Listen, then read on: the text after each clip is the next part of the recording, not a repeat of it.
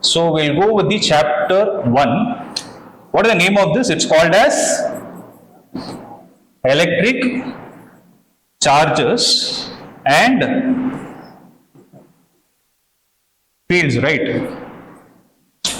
So the name is so big, but we'll try to dissect it and understand what exactly they're trying to speak about. Okay. So before I talk about this chapter alone, what I would suggest is look at the name of the next chapter also. No? Maybe you can look at the name of the next 2 chapters. Can you tell me what they are?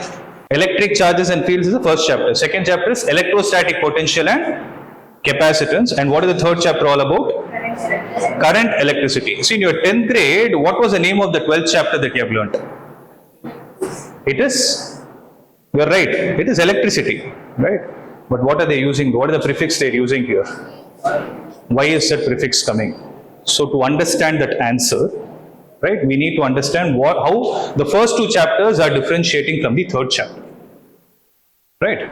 So shall we get started with that? See, as I told you, this is the first chapter's name. The second chapter's name is electrostatic potential and capacitance. Okay, this capacitance is something similar to like, I'll not say similar, something which can be understood like how you understood resistance.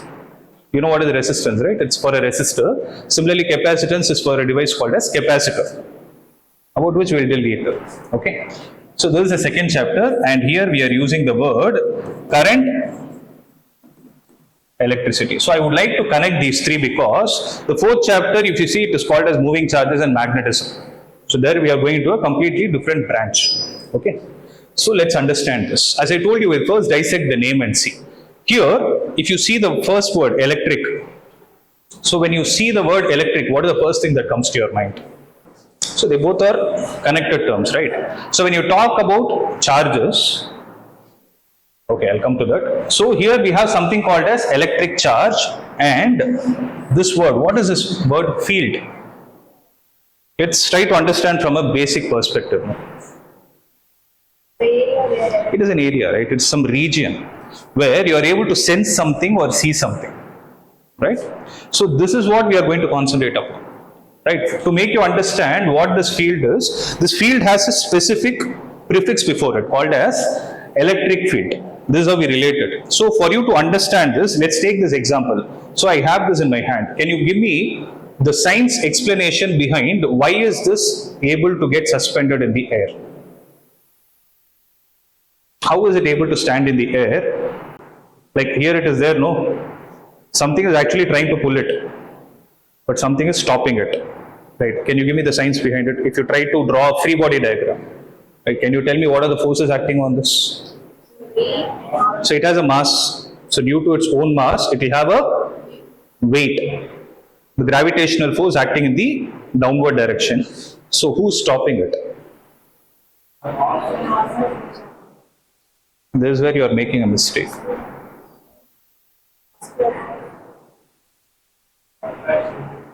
What is happening here? The friction, right? Simple. So when it is trying to move down, had there been an unbalanced force, this would have started moving in the downward direction. But I kept my fingers here and I started interlocking them. Am I right? You know what is interlocking, right? My finger has fingerprints which are irregular. Here there is some irregularity. I'm holding it. Right? There is a frictional force acting in the upward direction here and here. So this mg is balanced by 2 frictional forces which are acting in the upward direction. As simple as that. Right? If I release it, what will happen? There will be an unbalanced force due to which it starts moving in the downward direction. Right? So if I ask you to write the same context in a theoretical manner, what will you say? Weight is the force, weight is the unbalanced force which was pulling this object in the downward direction, right? So can I put the statement like this? This was experiencing a force in a region around it where there is a gravitational pull. It's the same story, but I'm just trying to express it in a different way. So what am I trying to say? This object is experiencing a force in a region. So there is a region here in which what is present? Gravitation is present, as simple as that. So can I say that there is a region around this which is called as gravitational field? in which an object of mass m that is placed is experiencing a force of mg, which you technically call it as weight. Are you able to connect the dots? In a similar way, like how you have gravitational field, in your 10th grade you would have learned about magnetic field. In a similar way, you know gravitational and magnetic, we have something called as electric field. So, to put it very simple, in this chapter we are going to understand three things. What are charges? What are the properties of charges? And what are the different kinds of charges and what are the fields generated around it? Are you able to understand? So, for all those things, we need to use a little bit of mathematics to understand. But all the mathematical definitions and everything, I'll tell you how to remember them. So, focus on it. I'll be asking questions there. Okay? So, first, this electric charges and fields we are trying to speak now. This chapter and this chapter fall under an important branch of physics. Can you guess what is the name of the branch? There is a hint on the board itself. So the branch of physics under which these two chapters fall is called as electrostatics. So what we'll do is we'll break this word into two parts. Electro refers to charges. Statics refers to rest. Right? So, if I am able to combine these two terms, what can I call it as? So, if you are able to deal with a branch which is completely concerned only about the electric charges which are at rest, you can call that kind of a branch as electrostatics. But for you to discuss electrostatics, what is important? You need a charge. So, the first thing that we need to understand is what is charge. So, I'll come to this point. I'll tell you what it is. Okay, as of now, make a note of this part. So, electrostatics is a branch of physics which deals with the charges at rest. So, now shall we try to understand what exactly charges are? So, first I am interested to know what is charge. Right? When I say charge, I am talking about electric by default because we are in that branch. Right? So, what is an electric charge according to you? Where all did you see the word charge?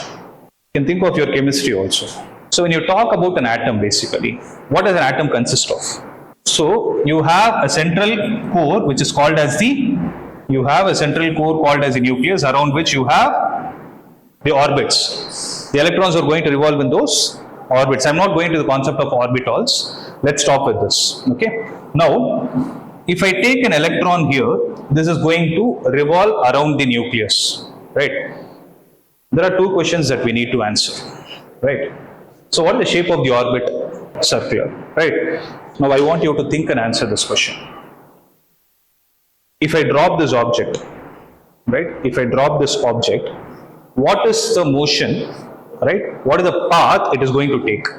Path means what is the geometrical shape in which this object will move. If I leave it like this, it will travel like this. So what kind of a path? It's a straight line path, right? So for you to have a straight line path, if the force is exerted in that direction, the object will get pulled in that direction. Which force? Unbalanced force, right? Whereas if I am interested to make the same object move in a circular path, how is it possible?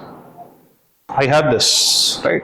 I have a charger which I am going to release, is going to travel in a straight line path. If I connect a wire here, right? I am connecting it here. Now I am holding it here, right? Observe. If I release it, what will be the path? It will be a curved path. I don't know what is the name of that curve, right? So it is going to be curved path. It is traveling like this, right? So what exactly is happening here? There is an unbalanced force in this direction, but what is making the object's direction change? Initially it didn't change, but when I connected this, its direction changed. Who was responsible for that? It is the tension which was acting here. Am I right? So mg is acting in this direction, tension is acting in this direction, due to which there is a resultant force acting in this direction. You know the parallelogram law of vectors, right? One vector, second vector, resultant along the diagonal of the parallelogram. It started moving in a particular path, right? So one thing I am clear with is, for an object to move in a circular path, there should be a force which is in the other direction, right? I don't know which direction. So here if you see, the object is actually having a velocity v, right, assuming it is revolving in the anti-clockwise direction. Can I say that there is a force acting in this direction?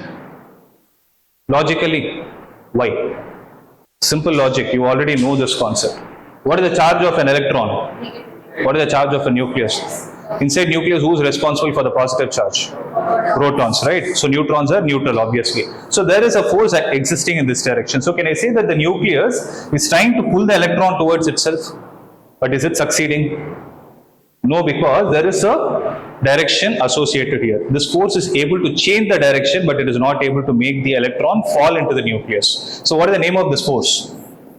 You call it as, in this context, you call it as centripetal force, right? Centripetal force is a generic force. Centripetal is something like this, center seeking.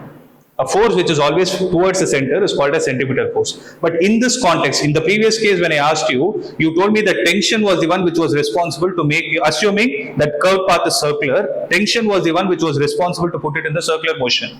In this case, who is responsible? There also it is centripetal force only. So that centripetal force can be provided by tension, it can be provided by magnetic force, it can be provided by friction. Any force can act as a centripetal force. That's why I told you centripetal is a general term. But there should be a specific force which is providing the necessary centripetal force. What do you think is providing here? It is the electrostatic force. So this force is called as the electrostatic force. So in this context, the electrostatic force is the one which is responsible for the necessary centripetal force for the electron to revolve around the nucleus. Okay. Okay, I went slightly away from the context. Coming back to the context, now what is an electric charge in the first place? So I am able to understand that if I have to speak about the charge on an object, I need to speak about an atom, because atom is the only place from where I am able to have both positive and negative charges. Right? Suppose I take an object, right, of some random shape. Suppose I say this object is positively charged, this object is negatively charged. What is the meaning of it? Suppose you look at the system, right, which is called as an atom.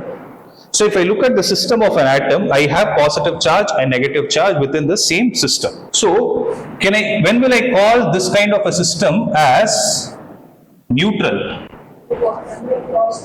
When the amount of positive charge and the amount of negative charge are the same, right? So when can I say that the object will be positively charged?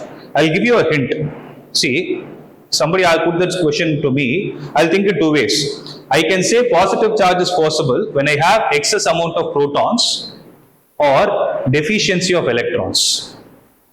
Both are right. When this is in excess, this is in deficiency. Similarly, when I say something is negatively charged, I can say there is an excess amount of electrons and deficiency in protons. Right?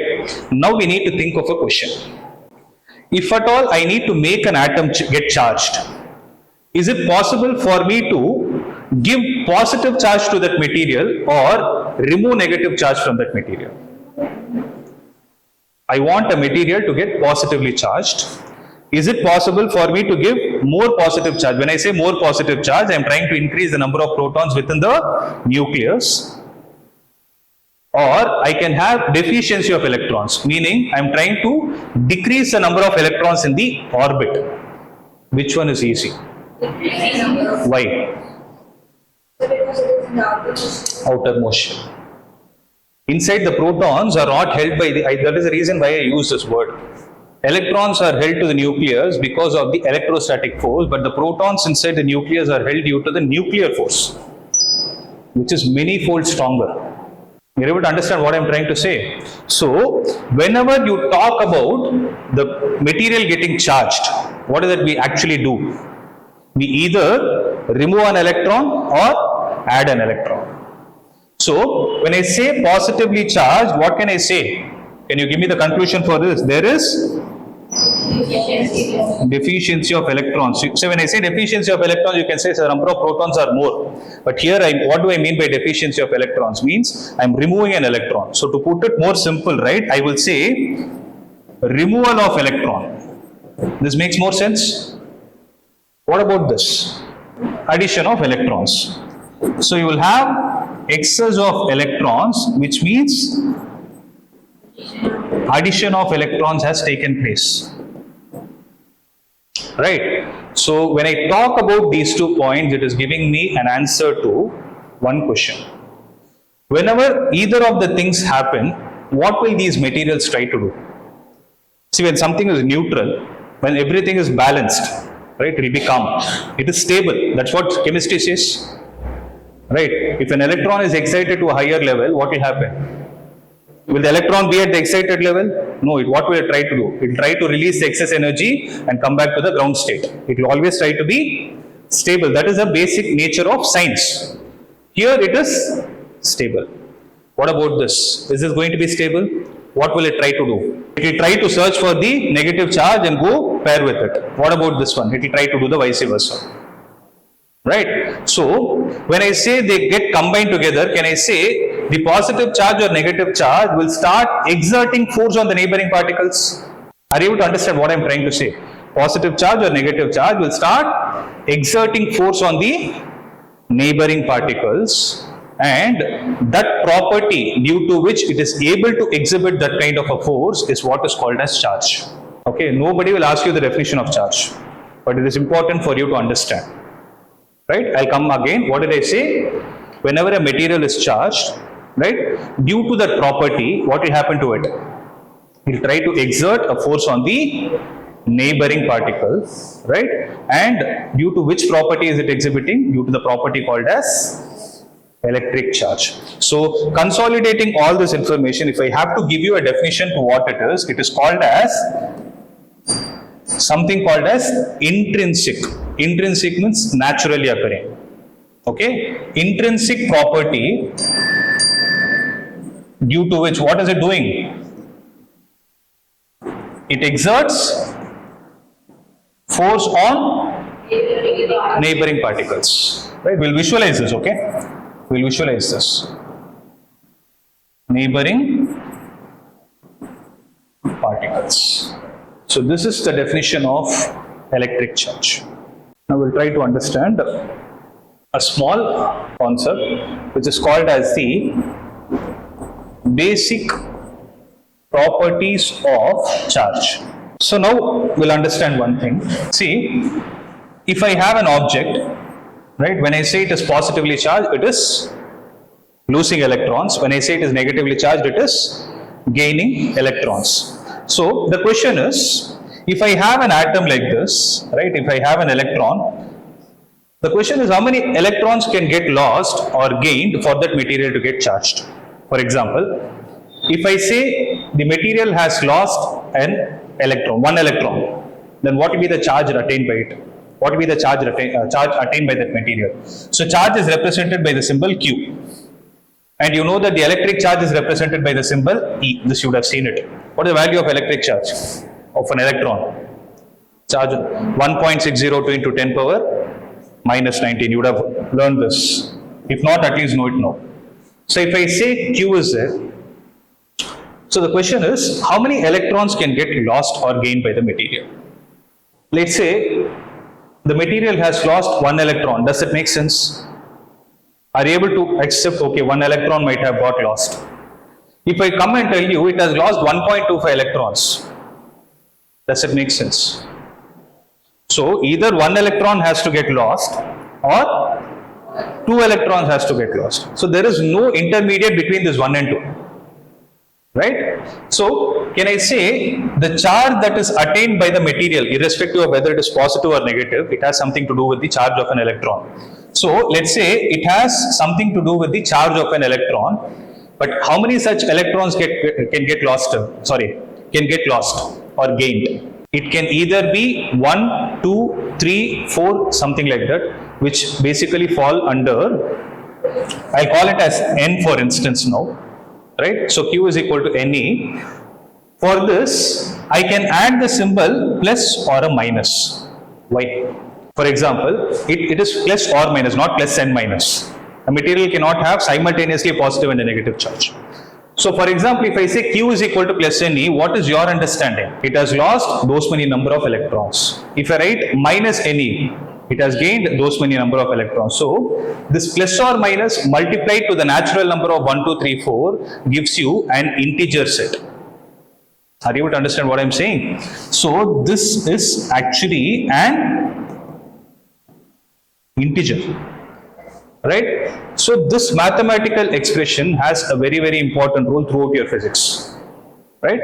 So which is the first property of charge, which we call it as quantization of charge. So as you see, the name itself is suggesting, no, quantization is quantity. The quantity that is gained or lost by that material. So quantization of charge, what does it mean? I can say that the total charge obtained, I'll not say gained or lost, obtained by a material is equal to, see, I told you, no, I'm just converting that into statement. Observe how what I'm doing is, this is the total charge. That's what I wrote. Total charge. Total charge will get what? Obtained, right? By whom? By a material is equal to, what is this number? Integer is equal to integral means integer. Okay, integral multiple of the charge of whom? Charge of an electron. Are you able to understand what is this? So this is the statement for it. So the total charge obtained by a material is equal to the integral multiple of the charge of an electron. So mathematically, how do you write it? Q is equal to plus or minus N into E. And remember, this is applicable only for microscopic objects. It's not applicable for macroscopic. It's applicable only for microscopic objects. So I'll tell you the next property, which is called as conservation of charge. So what is this conservation? What do you mean by conservation? Means something is preserved, right? It is not lost, right? So if I have a material like this, okay, let's say it is positively charged. Let me call it as plus 5e according to the quantization. What is the meaning of this? Means it has lost 5 electrons, right? I have another charged material which is, let's say, minus 2e. So what is the meaning of this? It has gained 2 electrons. If I take this and put it in a box where it has no relevance to the surroundings, right, then I'll say that these two charges put together is a system. You know what is a system, right? Collection of all the objects under observation. So this system, when it does not have any connection with the outside world, can also be called as an isolated system, right? It's isolated from the surroundings, basically quarantine, like what we did during COVID time, same logic, right? It is sitting inside a box. Now the question is, what is the total charge present on this? What is the total charge present on this according to you? It has plus 5e, it has minus 2e. Will you add them numerically or will you add them algebraically? Algebraically in the sense you take the sign into consideration or not?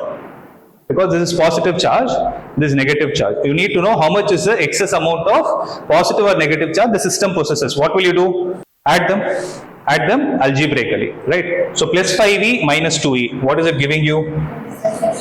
Plus 3e is the total charge that is present in this isolated system, right? Suppose I bring these two charges in contact and take them away. Then let's say this material The first material now has a charge of plus 3e. If I put a question of what is the charge possessed by the second material, what will you tell me? Provided it is still an isolated system. What will you tell me? So if I call this as x, okay, I don't know whether it is plus or minus, I'm not bothered about it. My logic is, here I know I have plus 3e, here how much do I have? I have plus 3e plus this x. So what has happened? So x will be 0, means what has happened?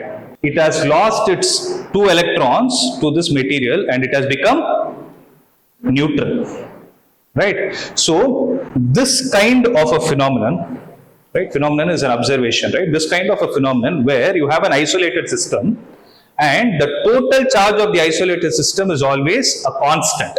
What do I say? The total charge of an isolated system is always a constant. Then you call that kind of a property as conservation of charge. So consolidating all these information, I can give you a statement like this. What do I say? For an isolated system, the total charge of the system is always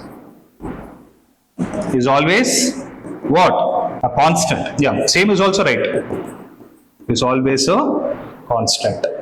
And this kind of doing a mathematical operation is what is called as additive nature of charge. See, with this I have actually explained you two properties.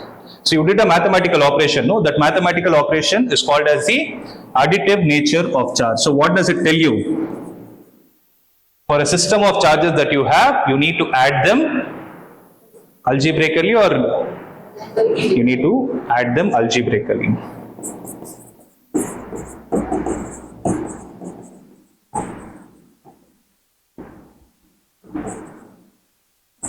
For an isolated system, the total charge is what? Is an algebraic sum of whom? Of individual charges present in the system. See, here one point I would like to add is, it's not necessary that you always need to have an isolated system for additive nature. I can have an open system also. There also what will happen is, we are trying to add them. What will happen? You need to add them algebraically. Means you need to ask a question which is positive charge, which is a negative charge, and then add it. Are you able to understand? I just added the word isolated system so that you will add, you will have a connection between these two terms. Am I clear with this? Right? Just make a note of it. Okay, till now we were discussing things theoretically, but you didn't understand, no? What is this redistribution, all those things. So for that we need to actually visualize how exactly charges are going to behave. Right? So shall we do a small activity to see that? Who's coming? You will not get any shock or something, don't worry. It's not that much charge also. It's a very, very, very basic activity. Okay? Can you explain them what do you have here? So this is what material is this? Plastic. You have a plastic material. And what are you able to see at the bottom? Aluminum foil. You are able to see an aluminum foil, and what are there here? Foil balls. So balls are there, and you have some? Foil. And these are also. Balls. So you have some thermocol balls also here. Okay. So when you see it from this angle, how is it appearing to you? Like, where are the balls actually? They are settled at the bottom. They are closer to the aluminum foil which is spread at the bottom, the bed. Okay. Now, the question is, if you take this cloth, okay, how much ever energy you have, apply and rub it on the top.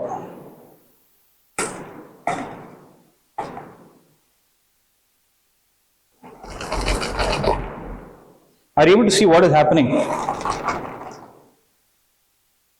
Are you able to see something jumping inside? One ball has gone and got stuck at the top. Why is this happening? Why is this happening? See, I did nothing.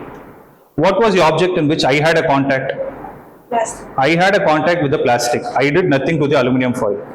But the ball, see, it fell down again. Okay. Maybe I'll try to rub it more. See?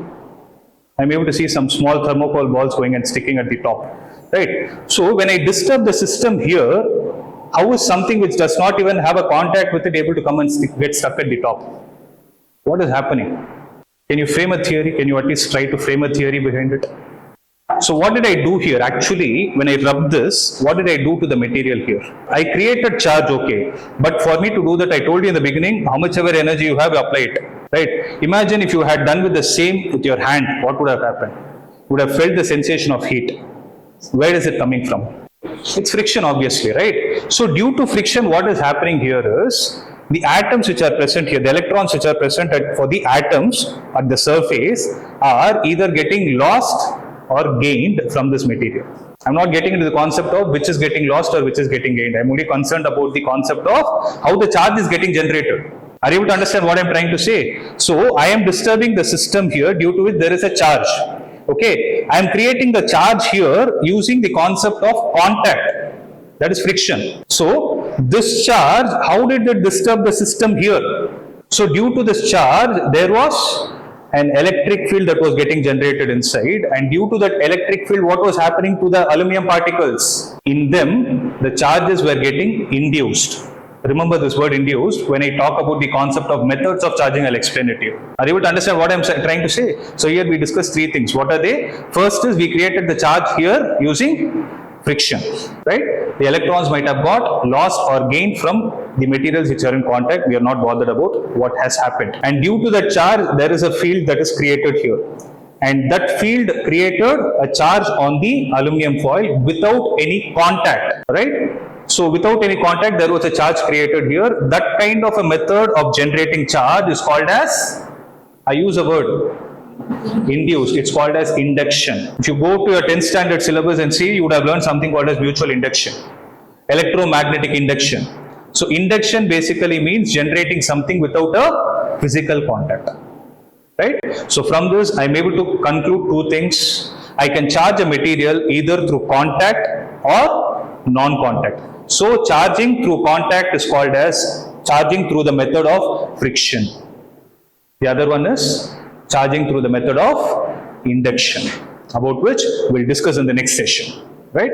So that is one point, right? I will show you one more thing. I want you to think and give me the answer. I'm not going to give you the answer. Who else is coming? You want to sit or you want to do? It's okay. Anyone else who wants to try? So I have a notes app here. Okay, I have a notes app in which are you able to see this? What is this? What symbol is that? Basically a pen with which I can scribble on top of it. Right? Okay, let me clear it. I'm not interested in this. Now, what I do is this pen, right? Touch it with your hand. It's working. Right? Write and see. It's working. Okay, erase it. Undo. Write with this and see. Is it working? Why? Sensor. You don't go till sensor. Your finger has a sensor. No, right? What does your finger have? Is this something magical? You don't use friction at all. You touch also, you can write it. You don't apply pressure. No pressure, see? I touch also, I'm able to, what pressure did I apply? Nothing. I touch also, I'm able to write it. But what has happened? What is actually getting transferred? It is a charge, right? So it is a charge that is getting transferred. So, show that, no? What is this material? It's a basic, you have a plastic here, non-conducting. What about this? A non-conducting. So from your body, the charge is actually not getting transmitted here. So is there a possibility that you can actually design your own stylus? You know what is a stylus, right? So can you design your own stylus with a cotton bud? If at all, you are able to cover this with a conductor, and from the conductor, from your body, the charge has to flow to this through that conductor. Like what you told is right. You can use an aluminum foil. Right? When you cover it with an aluminum foil, try to write and see, it will work. But that is not the only concept here. So one thing is charge is getting transferred. The next is, what kind of a material is this? If you see, this works on the principle of something called as capacitive sensing. I told you the name of the second chapter, right? What was it? electrostatic potential and capacitor, right? So this works on something called as capacitive sensing. Are you able to understand? So about which we will see in the next chapter. But if you have time, read about this and tell me what is the answer. So now you are able to get a grip of what exactly charge is all about. To some extent, you are able to understand, no? Yes. So this is what. This is how the charges are actually useful in your real-time application also. As simple as you have dust on the table, but what do? You take a cloth and wipe it, no? But where is the dust coming and sitting? It is also sitting there because of the electrostatic attraction. Similarly, you see printers, right? How are those printers able to actually print the content on a paper? Using electrostatics. So all these things work on the principle of electrostatics. Are you able to understand? About which we are trying to understand the basic points. So when I talk about friction, right, if I have to give you a basic block diagram structure of understanding how it works, can you give me a summary? That what did we do yesterday? We took an object. In fact, we took two objects, rubbed one against the other, and we could see there was some charge that got generated. Okay, you saw this phenomenon. Now, if I put a question like this, can you try to give me an explanation of science behind how you put it? So, rubbing one object against the other, you did it. When you use the word against, you use the concept of friction. Okay, friction is there. But how did friction help the charge to get generated? I told you one point yesterday. Wherever you think about charging, what is the first thing that should come to your mind? It is an atom, right? Electrons are lost or electrons are gained. It's going to decide whether the material is charged or not. As simple as that. We need not think anything outside that, right? So for me to make the material get charged, what am I supposed to do? I either need to increase the number of electrons or decrease the number of electrons. So for that electron which is present in the outermost orbit, if I am able to supply some sufficient amount of energy, then I can always make it escape from the surface. Are you able to understand what I'm trying to say? See, you would have learned photoelectric effect, right? So what does it state? If I have an electron like this, what does photoelectric effect state? Photo refers to light. Electric refers to charges, right? Okay, electron charges. And effect is some phenomenon, right? So what does photoelectric effect state?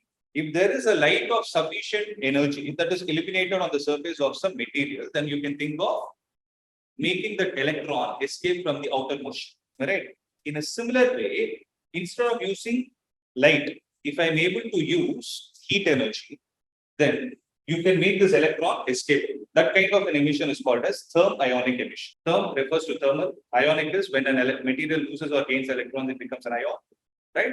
So what exactly is happening here is, through friction, the first thing, right, if I put a block like this, through friction, what is that you're able to generate? Heat. And what is that heat actually able to do? Make that electron get escape from the surface. Right? Either of the materials which are in contact should lose and the other one should gain. It's a relative constant. Okay. So due to this heat, what will happen? There is a charge that is created on the material. Makes sense? Right? So if you have to give a simple block diagram structure of what happens through the process of friction, this is all looks. Now the next question is about induction. So yesterday itself I told you, induction means without any physical contact. Okay. So if I take, let's say, a spherical object in my hand, and if I call it to be neutral, so what is the meaning according to you? What is that your understanding from this? So it has same amount of positive and negative charge. Suppose, let's say through friction I charge this material, and I'm taking this material and keeping it close. I'm not touching it, I'm keeping it close. Like if you observe from the yesterday's activity that we did, we saw that the charge was created on the plate. But where did those materials come from? They came from the bed. They came from the bottom, right? What happened actually? So this charge created a field around it. Due to that field, what happened? There was a charge induced in that small aluminum ball, right? So what exactly happened is, let's say I have a charged material like this, right? And this material is neutral. What are we doing? We are taking it close. So if suppose the medium is conductive, right? If these objects are able to interact with each other, let me put it in this way, right? Means what will happen, this positive charge will have the capacity to exert a force on the neighboring atoms, right? Due to which, let's say it has some charge. Can I say something like this happens? I have 4 positive charges, 4 negative charges. I just redistributed. So here if you observe, this material is not charged. Why? Because if you move this away, what will happen? If you use the additive nature of charges, still this material is neutral, right? So if I move this away again, still the material is going to be neutral. I cannot call it as charged, right? So through this, what you did is you created not a charge, rather redistribution of that. What did you do? You actually redistributed the charge. That is, you brought complete negative charge to one side and the complete positive charge to the other side. If I have to give you a similarity, think of a battery. What does it have? It has a positive and a negative end, right? So it's something similar. So the charge has got redistributed. So to make this material get charged, what am I supposed to do? I need to make either of the charges get lost. So I need to either completely remove the negative charge or remove the positive charge so that I can call that object as an isolated charge. Right. For that, what we will do is you take this and connect it to the ground. Right. You know this process, right? What do you call it as? You call it as earthing. When you do this, what will happen is the excess amount of charge that is present this side will start going to the ground. When this happens, what is that you are left out with inside? You will be left out with a negative charge. Right now, you can say that this material is charged. But how did you approach this and bring the output without any physical contact? By attaining charge on a material through this process is what is called as charging through induction. Are you able to understand? So please make a note of it. So after charges, we understood how those charges are going to interact when you take the point charge into consideration, right? Now, when you apply Coulomb's law, right? So if at all you need to define the force between charges, what are the minimum number of charges that you require? Minimum is 2. But the question is, what will be the maximum value?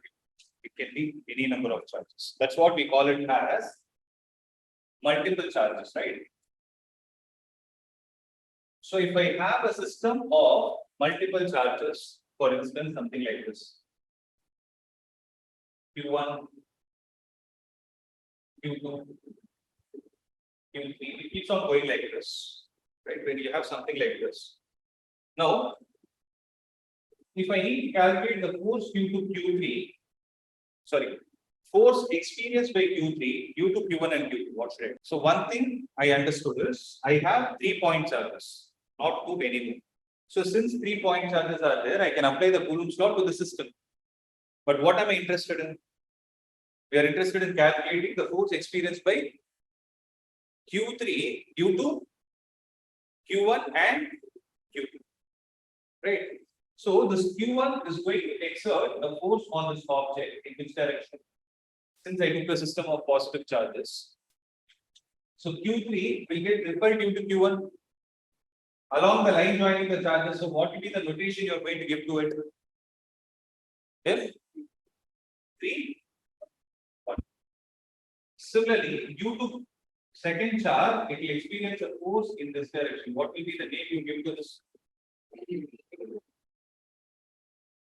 So F31 is the force between these two charges taken individually. F32 is the force between 3 and 2 taken individually. But what is happening? There is a combined effect. So due to these two charges, what will happen? There will be a resultant force. Right. So what do you call this? So when you need to calculate the resultant force, right? When you have multiple charges in your hand, you use an operation called as principle of superposition. So what is it called as? Principle of superposition. When will you use it? When there is a system with more than 2 charges.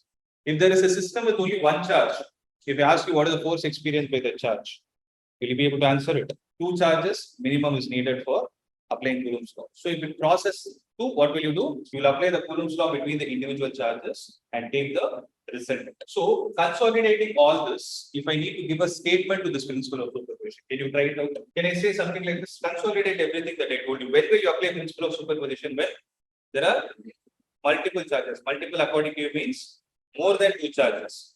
So when there are more than 2 charges, am I right? When there are more than 2 charges present in the system, what will we do? The force experienced by one of the charges due to whom? Due to the remaining system, right? Due to the remaining system. See, in this example, I took two charges, not necessarily always you will have three, right? So, due to the remaining charges is equal to what? Is equal to the vector sum. I need to underline this. Is equal to the vector sum of the individual forces present in the system. Make sense? Right? So, how do I write it mathematically? I can write it like this. Resultant force is equal to V1 plus F32. There is a mistake in this corrected. I need to write it in the vector form. So, the vector sum is equal to the sum of the individual vector forces. If you write it without the vector symbol, it is wrong. Okay.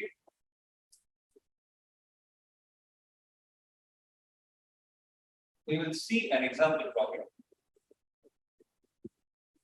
Suppose I have 3 point charges.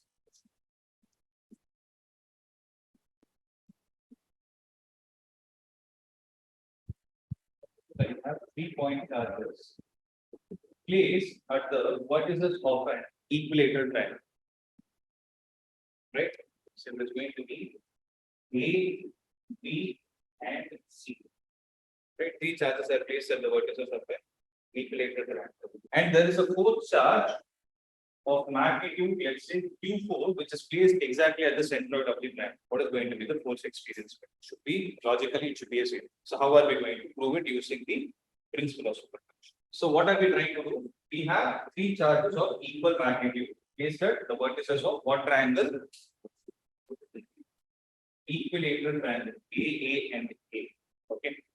Now, if I take this to be D, right, then there will be a force experienced by the fourth charge.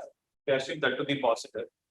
The force experienced by the fourth charge due to the charge at point A is going to be in which direction? Along the line joining in the downward direction. So, what is the notation you are going to give to it? F. So, give it in terms of A and D. F, D, A. Similarly, what about this? F, D. Similarly, what about this? F, dB. If I write the expression for F, D, A, then what is the answer going to be? Can I tell one thing? That since this is going to be the centroid is going to be at equal distance from all the vertices, right? So if I say this distance to be R, for instance, so can I write FDA is equal to 1 divided by 4 pi epsilon naught into, tell me, Q into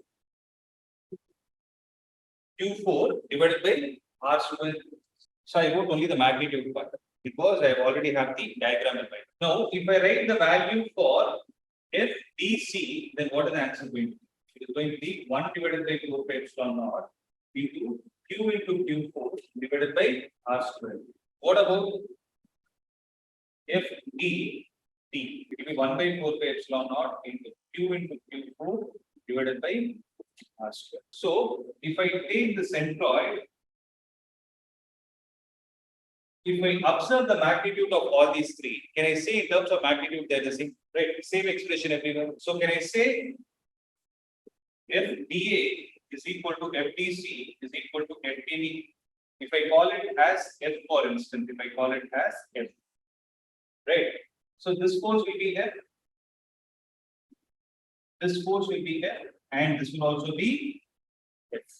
Correct? If I try to resolve them into components, right? So, how is it going to be?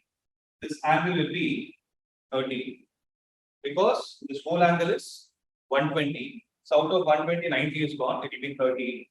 And here also it is going to be 30. Am I right? So, this F alone, we will try to resolve it into two perpendicular components. So what is the horizontal component?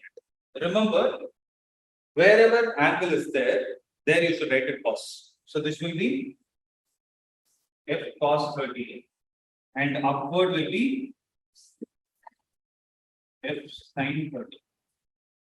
This is divided into two parts. What is this? This one is f cos 30 and upward will be f sin 30. Which forces get cancelled? Cos 30 and f cos 30 get cancelled. Which one get added? Two f sin 30s get added, right? So what is sin 30 value? 1 by 2. So this will be f by 2 plus this will be f by 2. So what is the answer going to be? It will be f. So there will be a force of f acting in the upward direction, and there is a force of f acting in the downward direction also, which also get cancelled. As a result of it, what is going to be the net force experience vector? Are you able to understand?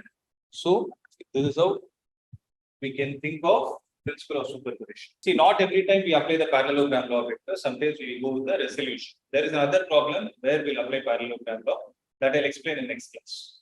Right. So here we saw Coulomb's law in scalar form. You can ask me a question: how is it going to look in the form of vector? Right. So why is it not a vector form? Because we never spoke about the directions associated. Right.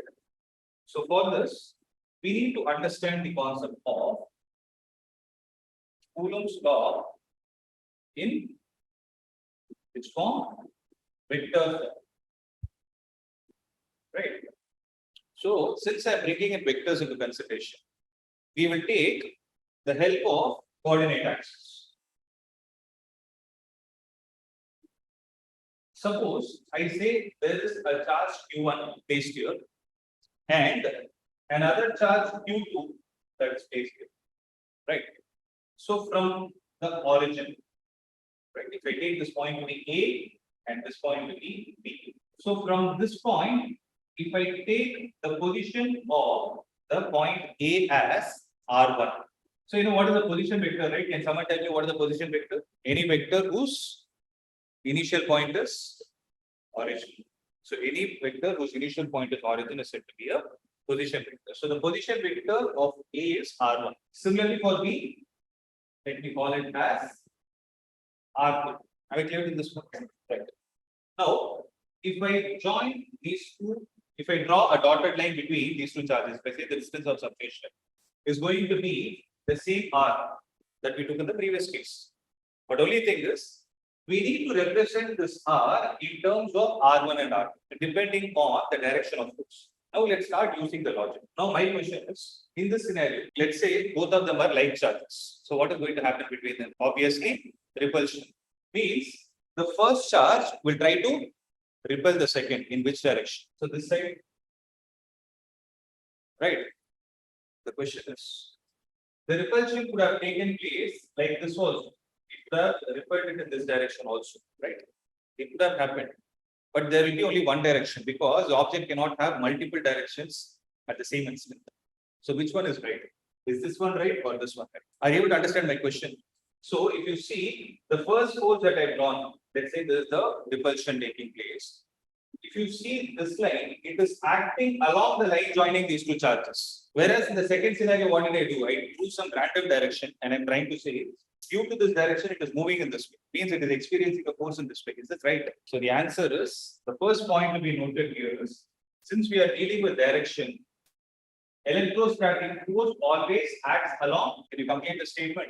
Electrostatic force always acts along the line joining both the charges. That is the first point to be noted. How does it act? Force always acts along, completed, along the line joining both the charges. So I should remove this arrow mark also, right? So this is going to be F. So this F is the one which I wrote in the scalar form, the magnitude K Q1 Q2 divided by R square. But since I'm giving an arrow mark here, I need to give a notation. So can you tell me what is happening here? At this point, is the second charge experiencing the force due to 1 or the vice versa? Who is experiencing the force in this direction? The second is experiencing due to 1 or 1 due to 2? Second due to 1. So, to this, what I will do is, I'll subscript like this. It is F, I'll call it as F, what did I write? 2, 1. Okay. So, it is F 2, 1. Similarly, the positive charge, this Q1, due to Q2 will experience force in which direction? This one. So this is F. You tell me what should be the notation. Shall we make a note of it? So F21 represents what? Force experienced by 2. By 2 due to 1. F12 will be force experienced by 1 due to. I hope this clear. It's simple. See, you can either use active voice or passive voice. Force experienced by 2 due to 1 or force exerted by 1 on 2, both are. So if at all in a question they're trying to confuse you, don't get confused. So read it very carefully. Experience is 2 due to 1. If it is 1 due to 2 means what should you write? What should the word you need to change here? Instead of experience, you will say exerted. Force exerted by 1 on 2, both mean this. Very rare scenario that they will question ask. If at all they ask, you should be able to answer. Okay, this is there. And the next question is, I told you, we need to write this R in terms of R1 and R, right? For that, what I'll do is I'll borrow the idea of triangle law of vectors. You guys remember what it is? Can someone state it? What does triangle law of vectors state? If two vectors are considered along the sides of a triangle in order, then the closing side of the triangle will give you the resultant taken in the reverse form.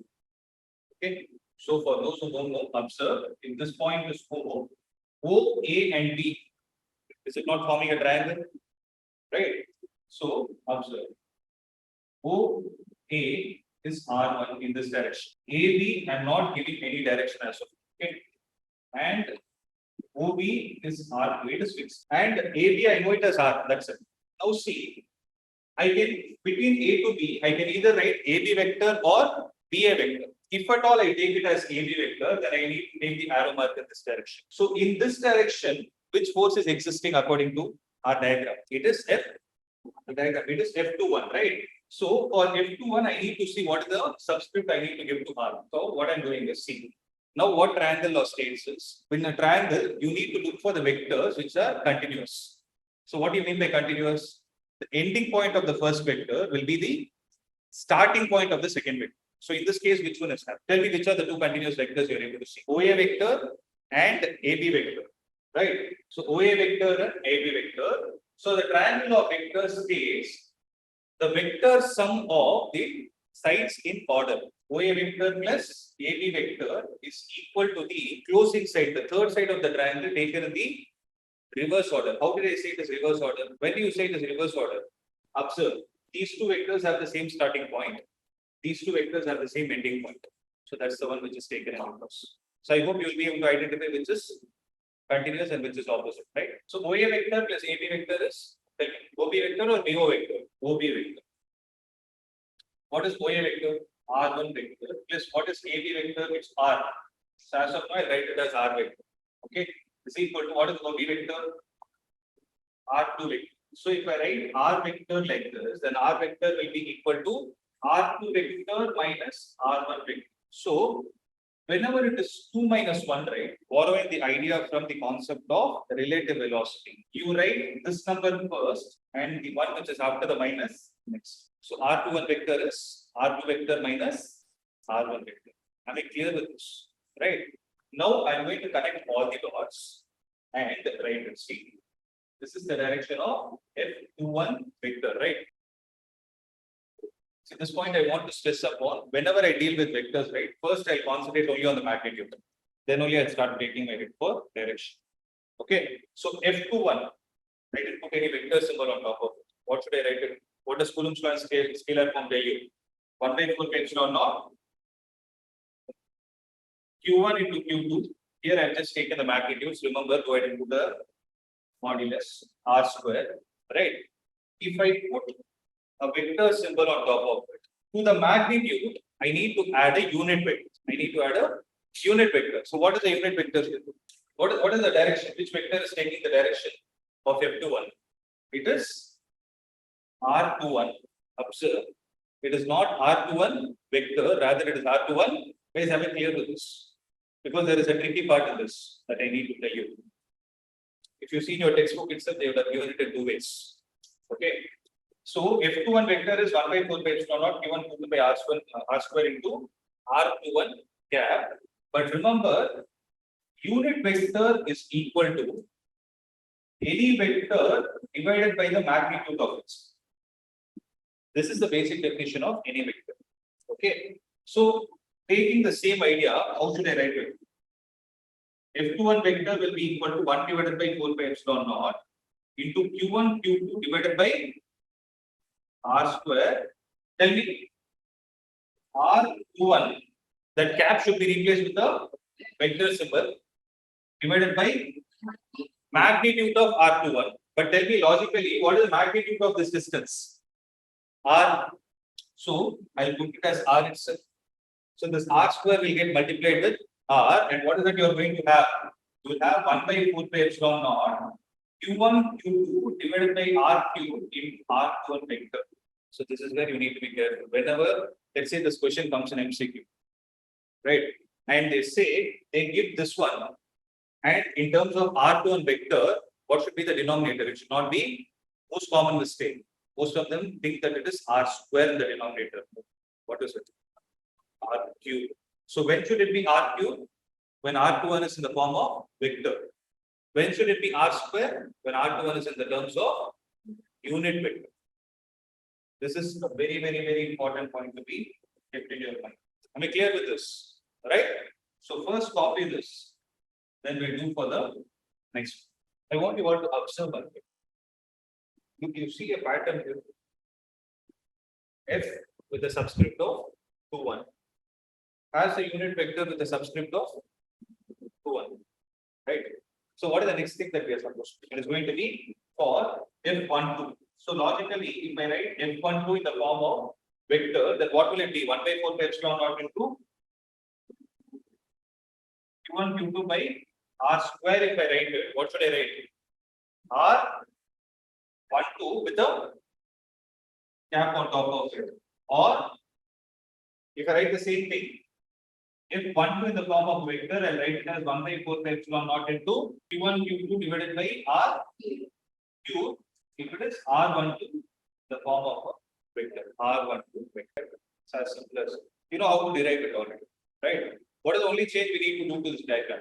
So you need to change the arrow mark. Instead of AB vector, you write it as BA vector. Then which two vectors will become continuous? OB and BA will become continuous. OA will be the closing sign. Can you guys do that part? I mean, not now, like you know to do it, right? So once you finish the derivation, you can always write it similarly. Similarly, F1 vector will be the opposite. So example 1.7, right? What does it state? Consider the charges Q, Q and minus Q placed at the vertices of an equilateral triangle, right? As shown in the figure 1.10. So there are three charges which are placed at the vertices of an equilateral triangle. Q, Q and minus Q, right? Yeah, Q, Q and minus Q. So what is the force on each charge? So they have not given any vertices, right? Okay, they have given this as A, B and this as C, right? So our job is to find the force on each charge, right? So what do you mean by that? First point, whenever you look at this problem, what is the first concept that should come to your mind? There are two things available. One is they told point charges. So wherever you see point charges and the concept of force comes, the first thing that should come to your mind is Coulomb's law. Satisfied? Okay. Second, you will be able to directly apply Coulomb's law and solve the problem only if you have two charges. If it goes for more than two charges, then you need to think of the concept of principle of superposition. So principle of superposition always states what is the force experienced by one of the charges due to the remaining parts of the system. right? So the question is very clear. What is the force experienced by each charge? So if I want to calculate the force experienced by A, if I want to calculate the force experienced by the charge at A, then it is going to experience a force due to the charge at B and C. Simple, right? So if I start giving a number to it, 1, 2 and 3, right? So the charge at A due to B will experience a force in which direction? Both are positive. So this will experience a repulsive force in which direction? In the leftward direction, right? Accepted. What is the name given to this? F1? Correct. F12. So what about the force experienced by this charge due to the charge at C? It will be a attractive or a repulsive force. Attractive means it is pulled towards this. Means it should act in this direction. So if you observe the textbook, right, they have given you the directions, but let not be concerned about it. Okay, let's assume if it was not given, how are we supposed to find it, right? So I'll call this also as F, but what is the name I'll give to this? 1, 3, right? So if you draw a separate diagram for the charge at A, one of the forces is in this direction with the name F12 and the other is in this direction with the name F13, and what is going to be the angle between both? So this is 60, so this is a linear pair, it is going to be 120. So it is going to be 120 degrees. Am I clear till this step? Right. Next point is, yes. So since I have these two forces, I need to find the value of F12 and F13 by applying which law? Obviously, Coulomb's law, right? So what is going to be the value of F12? It is going to be K is in your mind 1 by 4 pi epsilon naught. So K times the product of magnitude of these charges. How much is it going to be? It's going to be Q into Q, which is a Q square, divided by the distance of separation between them. So if I take the side of the triangle to be A, it is going to be A square. Makes sense? Right? Similarly, if I take F13, what is it going to be? K Q into, this is where we made mistake. Just take modulus. I told you, in Coulomb's law, we take the product of the magnitude of the charges. Why? Because the direction is already taken care. Right? So wherever you are dealing with vectors, have this in your mind. You need not take the sign of the charge into consideration, provided you already know the direction. Is the point clear? Right. So K into, it is also Q square divided by A square. Right? So in terms of magnitude, F12 is exactly equal to F13, but not in terms of direction. In terms of magnitude, they both are exactly the same. So I'll call it as F. Can I? Right. So since I have two vectors which are co-initial, then we need to apply a law from vectors which is called as parallelogram law of vectors. So here I would like to stress on one point. Yesterday we discussed about triangle law of vectors. So triangle law of vectors speaks about two sides being continuous and the third side being in the opposite direction. Whereas you need to apply the parallelogram law to find the resultant when you have two co-initial vectors. Means if the starting point of both the vectors is same. Right? So this is F, this is F. So what will be the answer? The resultant will be equal to square root of A square. I'll tell you the formula. It is A square, that is F square, plus B square, plus 2 times A into B, F into F, into cos of the angle between those two vectors. How much is it going to be? It will be 120 degrees. Right? Now having said this, root of F square plus F square minus 2F square, okay, I'll write it later. It is plus 2F square into cos 120 is minus half. So 2 and 2 are gone. So this f square and minus f square are gone. So square root of f square is going to be f itself. Means the resultant force experienced will be f itself. This and this put together, when they are at an angle of 120 degrees, it will form f itself. Minus 0. Where? Square minus 12. Now 1f square and 1f square will get cancelled, no? Because cos 120 is minus half. 2 and get cancelled. So this is minus f square, right? So the resultant will be f. Now the next question is, what is the angle at which it is acting with respect to both the vectors? Here also I would like to stress on another point. This is an important point which I am going to tell because we will apply it in one of the derivations. Okay, I want you guys to make a note of it. Whenever two vectors are of equal magnitude, make a note of this point. Whenever two vectors are of equal magnitude, then the resultant will always be an angular bisector. The resultant will always be an angular bisector of the vectors for which we are finding the output. Please make a note of this point clearly, because we will apply it in a concept called as equatorial plane, equatorial point. Okay, remember this, and in magnetism also, right?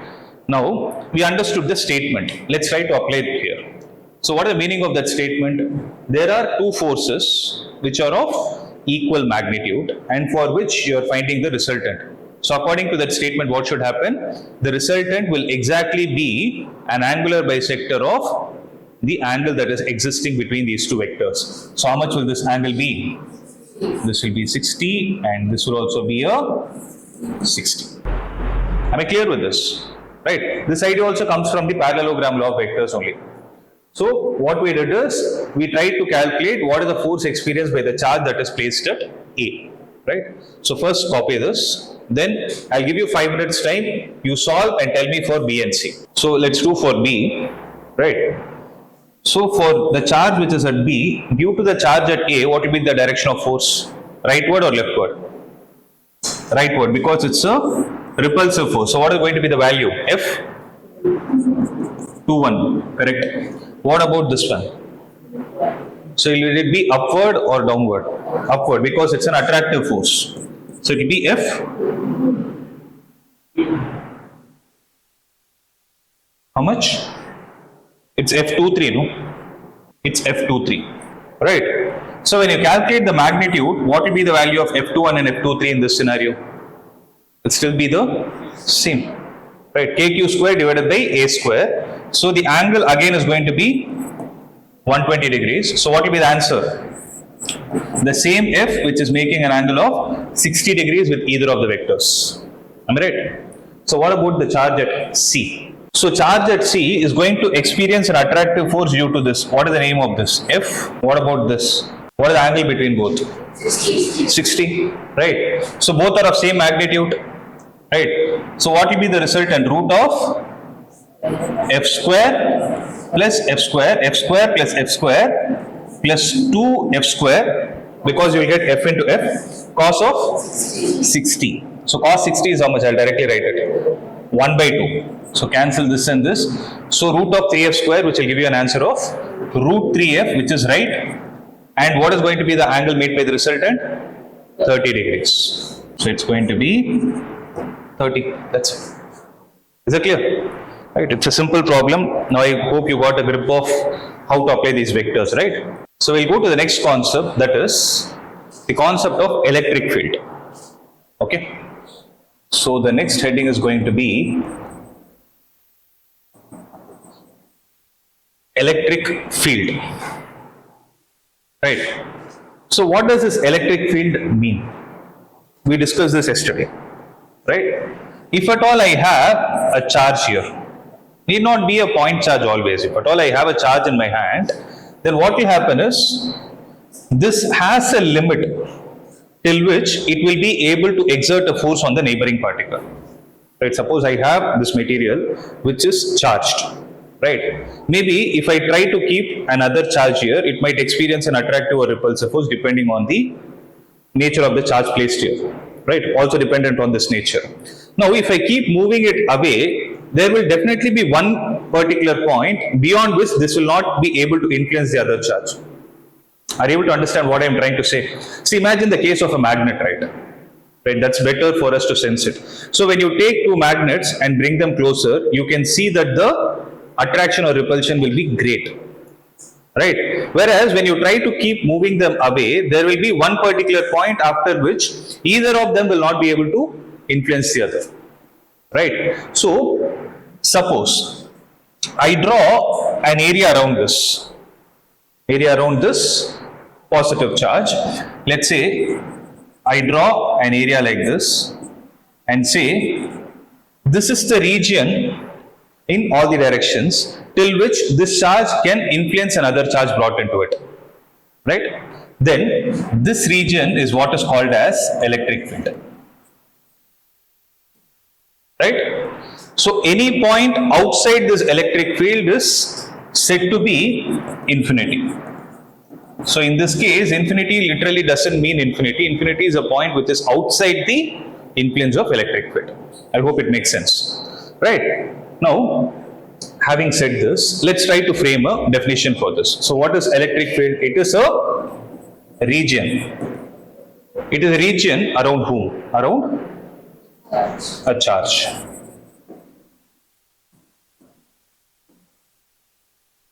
So in that region, what will happen? Where it can influence an other charge placed in it. I hope you are able to understand what I am trying to say. Right? So basically electric field is a region around a charge where it can influence another charge which is placed in it. Means if I try to bring another positive charge, this will try to push it away. If I try to bring a negative charge, this will try to attract it towards itself. But if I place the same positive charge here, it will do nothing because its effect is gone. So this region is called as electric field. Right? Now we understood one thing, that there is something called as electric field.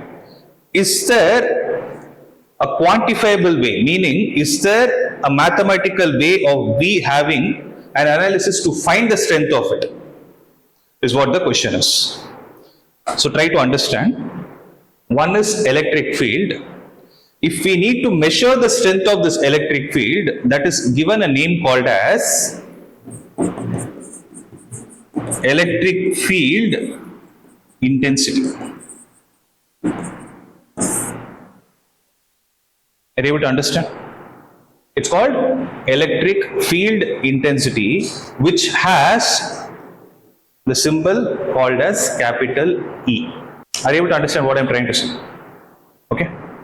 So, how to measure this electric field intensity? So now our job is to find the electric field intensity. So what does electric field intensity speak about? It speaks about the strength of that electric field.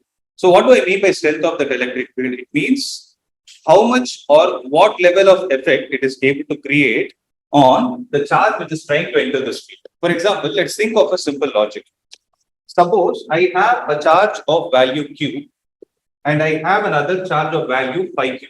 Okay. Now I am trying to bring a charge into this which is of value, let's say q itself. So initially, what was the charge here? Q. Inside this region, inside the electric field generated due to this Q, we are bringing another charge Q. Inside the region of plus phi Q, we are bringing the same charge Q. In which case, you would think the second charge will experience more force? Is it in the case of Q charge or is it in the case of phi Q charge? So think of the logic. Are you able to understand what I'm asking? Suppose I have another charge whose magnitude is phi Q. Okay. This will also have a region of electric field around it. This will also have a region of electric field around it. Now I have a charge Q which I am trying to move into this, and the same charge Q I will try to move into this. In which case will this external charge experience more force? So obviously in the case of phi Q, even if you think in terms of Coulomb's law, which spin is going to be more? Whichever has more magnitude, right? So you're able to understand this point. So what will happen is each charge will have an influence around it. Will have a certain limit or a value around it. Now we are going to calculate how to calculate the value of electric field intensity due to any system of charge. Let me take this charge. Okay, let me call it as Q. Let me call it as Q. And I have another charge which is another Q. Right. This Q I will call it as source charge. What is it called? It's called as the source charge because this is the one which is generating the electric field. It is the source for the electric field. Right. The other charge which you are trying to move into this electric field is called as test charge. It's called as a test charge. Why do we call it as test charge? Because we are trying to test the intensity of the electric field in the region. Are you able to understand? So test charge is always represented by a symbol Q with a circle at the bottom. You read it as Q naught. If I have to calculate the value of electric field intensity E, then what I will do is, as soon as this is brought into the electric field, what will happen? This discharge, will it not start experiencing a force? Right? Will I be able to calculate that force? Let me call it as F. I'm not saying you will calculate it only using Coulomb's law, because what did I say? Electric field can exist even for, not only for a point charge, whichever object is charged. For example, this is there, you cannot call it as a point charge. Right? So here I took the example of point charge only for understanding purpose. But remember, whichever charge is there, you can still calculate the force existing between the system. And once you calculate the force, if you divide it with Q naught, then this value is what is going to be the electric field intensity. Right?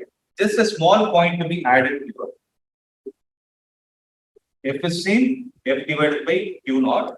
One small point is, you will say that limit Q naught tends to 0, meaning the charge, the discharge that you are trying to bring into the presence of the electric field due to a source charge should be a very, very, very small value. Because this is creating an influence on this. See, understand, okay? When Q naught is here, this Q naught is experiencing a force due to Q. But will this be calm? This will also try to exert a force on this, right? So the effect of force exerted by Q naught on Q should be very less. If at all it is more, then the source charge cannot be at its position, and this value that you calculate will have a variation. So for you to have this test a successful one, you need to always ensure that the value of Q naught that you're trying to bring in should be a very, very small value. That is why I mathematically wrote limit Q naught tends to 0. And this value is what is called as electric field intensity. Right? I gave you only the mathematical definition. I didn't give you the definition for it. So how to theoretically define this? So look at the statement and let's try to frame a definition. So how do we define it? It is the amount of, observe, look at the way I'm writing it. Okay, it is the amount of, look at the numerator. What is it? Force. It is the amount of force experienced by a unit positive discharge. So it is the amount of force experienced by a unit positive discharge. Right. That is why I wrote it as N divided by Q naught. And one more important point to be noted is, by default, discharge is always positive unless and until it is mentioned in the question. So wherever they tell you in a question that you are using a discharge, by default it is always positive. Now you can put a question, am I not supposed to use a negative discharge? You can use it. But that should be mentioned in the question. If it is not mentioned, by default it is positive. Okay, so first we can note of this, then I'll tell you how to visualize this. So this electric field is, we got this, no? So what is the SI unit for this? So what is the SI unit? It is Newton per Coulomb. Am I right?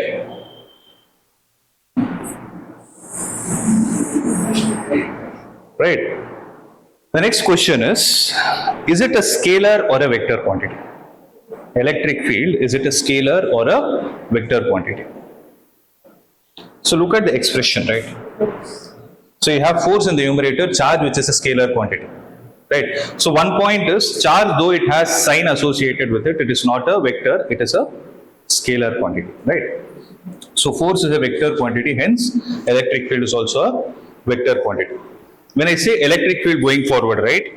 Whenever in the question they say calculate the electric field, that is how they'll say. Every time they'll not mention calculate the electric field intensity. Wherever you see electric field and you're asked to calculate, by default they're talking about electric field intensity. Okay? And what is it? It's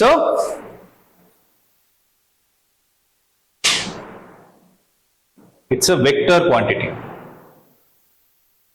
Are you able to understand? Right. Now, since I told you it's a vector quantity, now it's our job to visualize how it looks like. If I place this point charge, okay, is it responding fast? I'm moving it here. So okay, let's see. If I click on this electric field, right,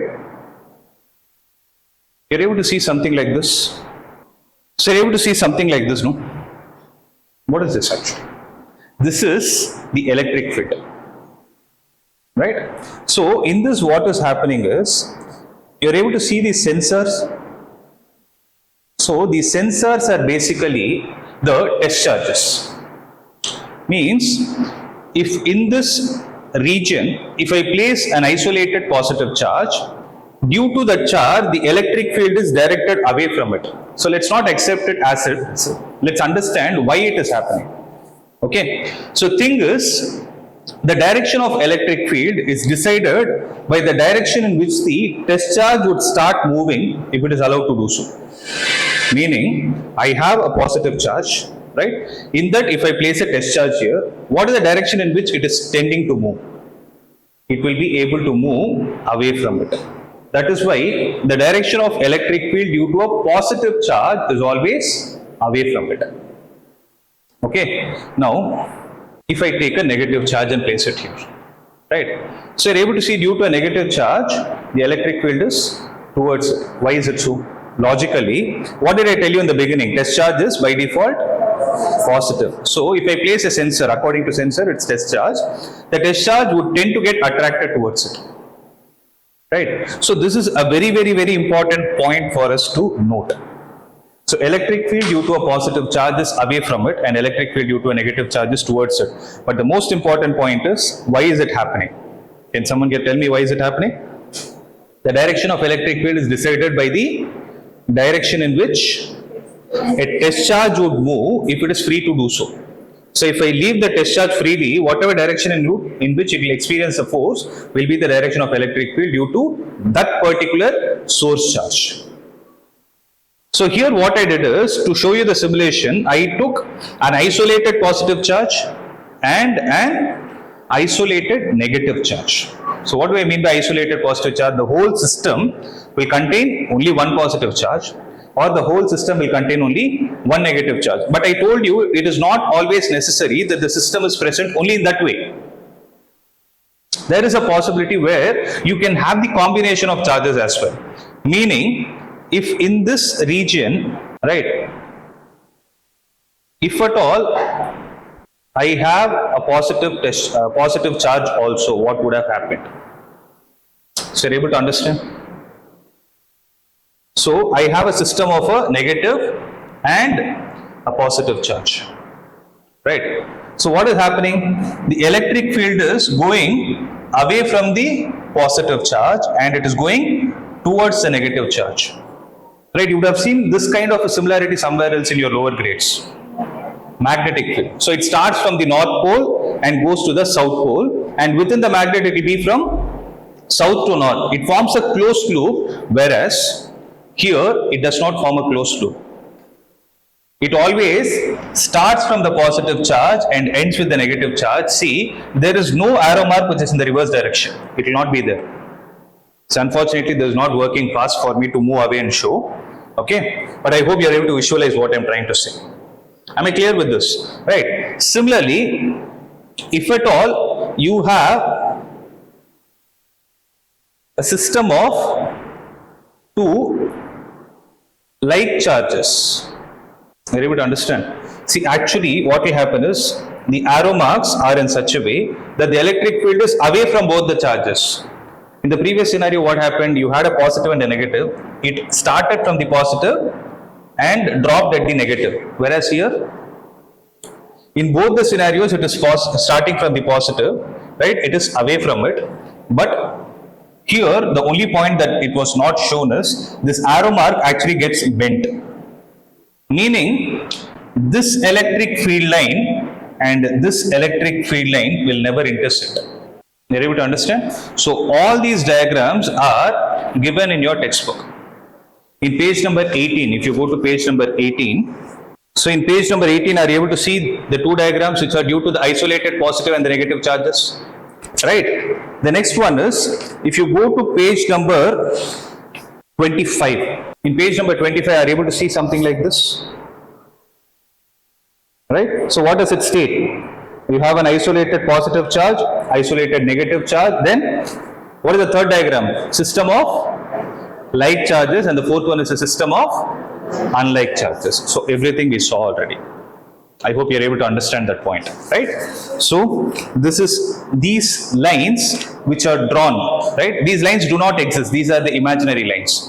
So these imaginary lines which exist, right, in the space, which represent the direction in which the test charge would move, are what are called as electric field lines, or they also have another name called as electric lines of force. They both mean the same, right? That is what our next topic of discussion is going to be, right? So here what I did is I tried to connect the concept of electric field being a vector. If it is a vector, how do you measure the direction, or how do you find the direction, right? Once you find that, then we need to do for a system of charges: isolated positive, isolated negative, system of like, and system of unlike charges. Once we do this, now we are ready to discuss the concept of electric field lines. Shall we proceed? Let's discuss the concept of electric field lines, or electric lines of force. Right. So can you tell me what these electric field lines are? Are they real? No, right? They are imaginary. So imaginary lines or imaginary curves, can I say? Right. Just because we use the word lines, it doesn't mean they are lines. They are actually curves. Right. Imaginary curves around the charge distribution. Right? Now what do they do? What do they signify? Which? They give us the direction, right? Direction of whom?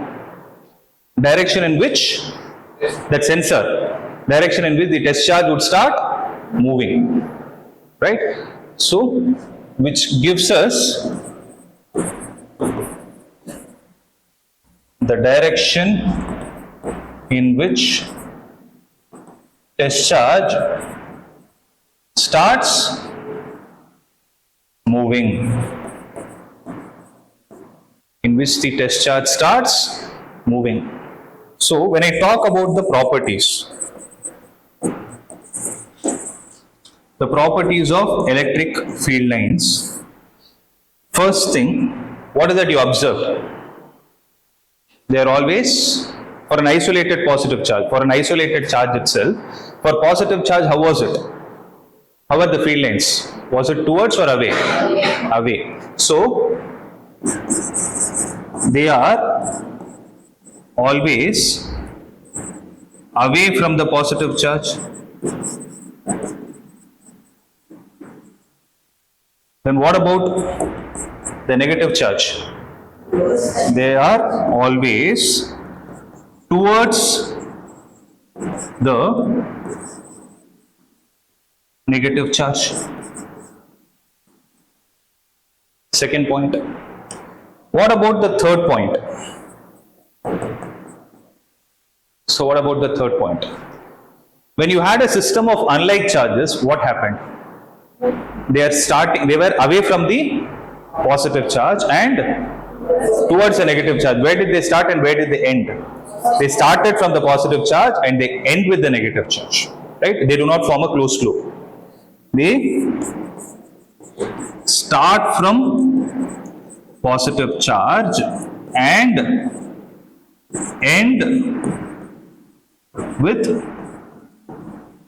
negative charge. Am I clear with this? Right. They start from positive charge and end with negative charge. Right. So if you're done, I'll open another slide. Done copying this? Right. So what is the fourth point? They do not form what loops? They do not form closed loops. We'll mention this point. Unlike magnetic field lines. So they do not form a closed loop unlike magnetic field lines. Fifth, suppose, observe this. Suppose I have a system like this, positive and negative, for us to understand. It starts with the positive and ends with negative. Am I right? Now the question is, if I want to find the direction of electric field at a given point, how do I do that? What you need to do is, at that point, draw a tangent. But here where the question comes. So when I talk about a tangent is a line which touches the curve at one point. That's what mathematics tells. Right? So how can the tangent give me the direction? Is it going to be in the rightward direction or leftward direction? I don't know. So you need to draw the tangent in the direction of the curve lines, right? So you need to draw the tangent in the direction in which the curves are actually moving. So to consolidate and tell you, we can say the tangent drawn to the curve at a point gives the direction of electric field, right? So tangent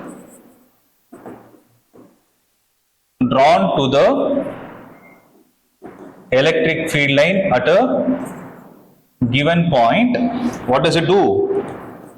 Gives the direction of electric field at that point. Make sense? Right? We need to draw the tangent in the direction of it. So this is going to be the direction of electric field line. Right? And the last point is, no two field lines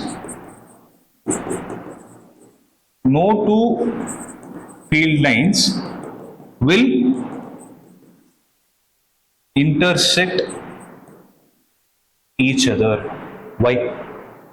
So this field line and this field line, let's say they both are intersecting each other, then the meaning of it is, at a given point, listen to this carefully. At a given point, I can draw two tangents. So when I draw these two tangents, what the meaning is, if I place a test charge here, we are trying to say that the test charge is moving in two different directions simultaneously, which is not possible. Unless it is broken into pieces, right? It cannot move in two different directions at the same instant. Right? So this is a very, very, very important point and often asked question. Why do the field lines never intersect? So what will be the answer that you will write? We need to say that we can draw two tangents at the point of intersection. So two tangents can be drawn at the point of intersection And what does it signify? Which indicates what? The test charge can move in, which indicates the test charge can move in two different directions at the same instant. Am I right? At the same instant. So what will be the conclusion? Which is not possible. That's it. Right? So this explanation, as I told you, is very, very important. This is often asked.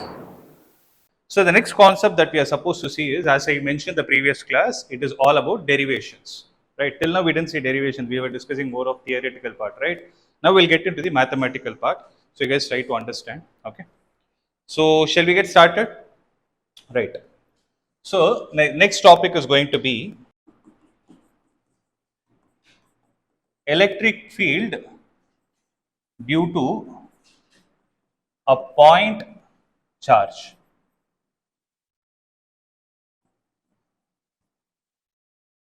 So the topic is electric field due to a point charge in the sense.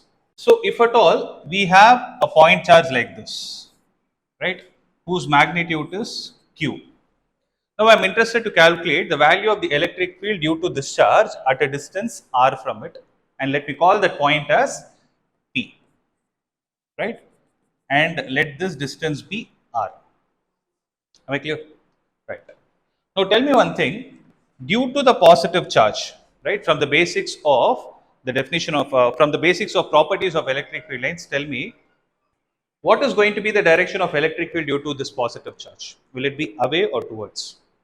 So what is the significance of electric field direction? It means if you place a test charge here, test charge by default is positive. So in which direction will this positive charge, that is the test charge, experience a force due to the source charge? It will obviously be in the rightward direction because it's going to be a repulsive force, right? So this is the direction of electrostatic force. Am I right? The next question that we are supposed to ask is, since we are interested to find electric field, here when I mean electric field, I am trying to speak about electric field intensity. So what is the mathematical expression for electric field intensity? It says E is equal to limit Q naught tends to 0, F divided by Q naught. I am not writing the limit value here because it is understood. Right. Now the question is, what is going to be the force between these two charges according to Coulomb's law? So it is going to be 1 divided by 4 pi epsilon naught into the product of magnitude of either of the charges, that is Q into Q naught, the whole divided by the distance square, which is R square. Right. The whole divided by this value is Q naught. Right. So what will happen? Obviously, this Q naught and Q naught will get cancelled. So when they get cancelled, what is that you are left out with? You are left out with 1 divided by 4 pi epsilon naught into Q divided by R square. And this is going to be the value of electric field that is generated due to a point charge at a distance r from it. Is it clear? So this word is to be understood. It is only due to a point charge, not due to an extended charge. About extended charge, I'll discuss later. Okay. I hope it is clear. Right. So E is equal to 1 divided by 4 pi epsilon naught into Q divided by R square. So I hope you could understand this, right? Now, see, there are two things. If you observe, there is something similar to this in this chapter, which is Coulomb's law, right? So Coulomb's law speaks about force between 2 point charges, right? Whereas this expression speaks about the electric field due to 1 point charge. So an important point to be noted is there is a small grammar that is followed when a question is being framed, right? When they give you system of charges, when I say system of charges, there are, let's say, multiple charges that are given to you. In that situation, if they ask you to calculate the force, right? So they will say, they'll ask a question of what is the force between two charges. What is the force between two charges? Whereas when they ask you a question related to electric field, they always use the word what is the electric field at a point. So there is no meaning that what is the electric field between two charges. It doesn't make sense. Electric field is always calculated at a point. Are you able to understand? So by looking at the question also you can understand. If at all you want to speak or when you want to write, no, you need to use these words. So you need to say force between these two charges is this much. Electric field due to a charge at a particular point is this much. That is how you need to speak. Am I clear with this? Right. Now we will extend this concept to a system called as electric dipole. Right. So this electric dipole is something similar to what you have learnt in your chemistry chapter named chemical bonding. There you would have seen no bond moment and all those things. It's something similar. Only thing is we are going to see the mathematical part behind it. So the heading is going to be electric dipole. So here what I mean by electric dipole is very simple. So here electric obviously refers to charges, di refers to two, and this pole refers to polarity. So if at all you are able to define a system which has a positive and a negative charge, in the sense the nature of the charges are opposite, but if the magnitude of the charges is same, meaning if the magnitude of the positive charge is q, the magnitude of the negative charge is also going to be q only. If at all we are able to define this kind of a system where these two charges are separated by a very small distance. When I say very small distance, the distance is generally measured in terms of angstrom or nanometer. Angstrom is 10 power minus 10 meter. Nanometer is 10 power minus 9 meter. So generally the distance of separation between the charges will be that small, because whatever things you are discussing here is applicable only on a molecular level.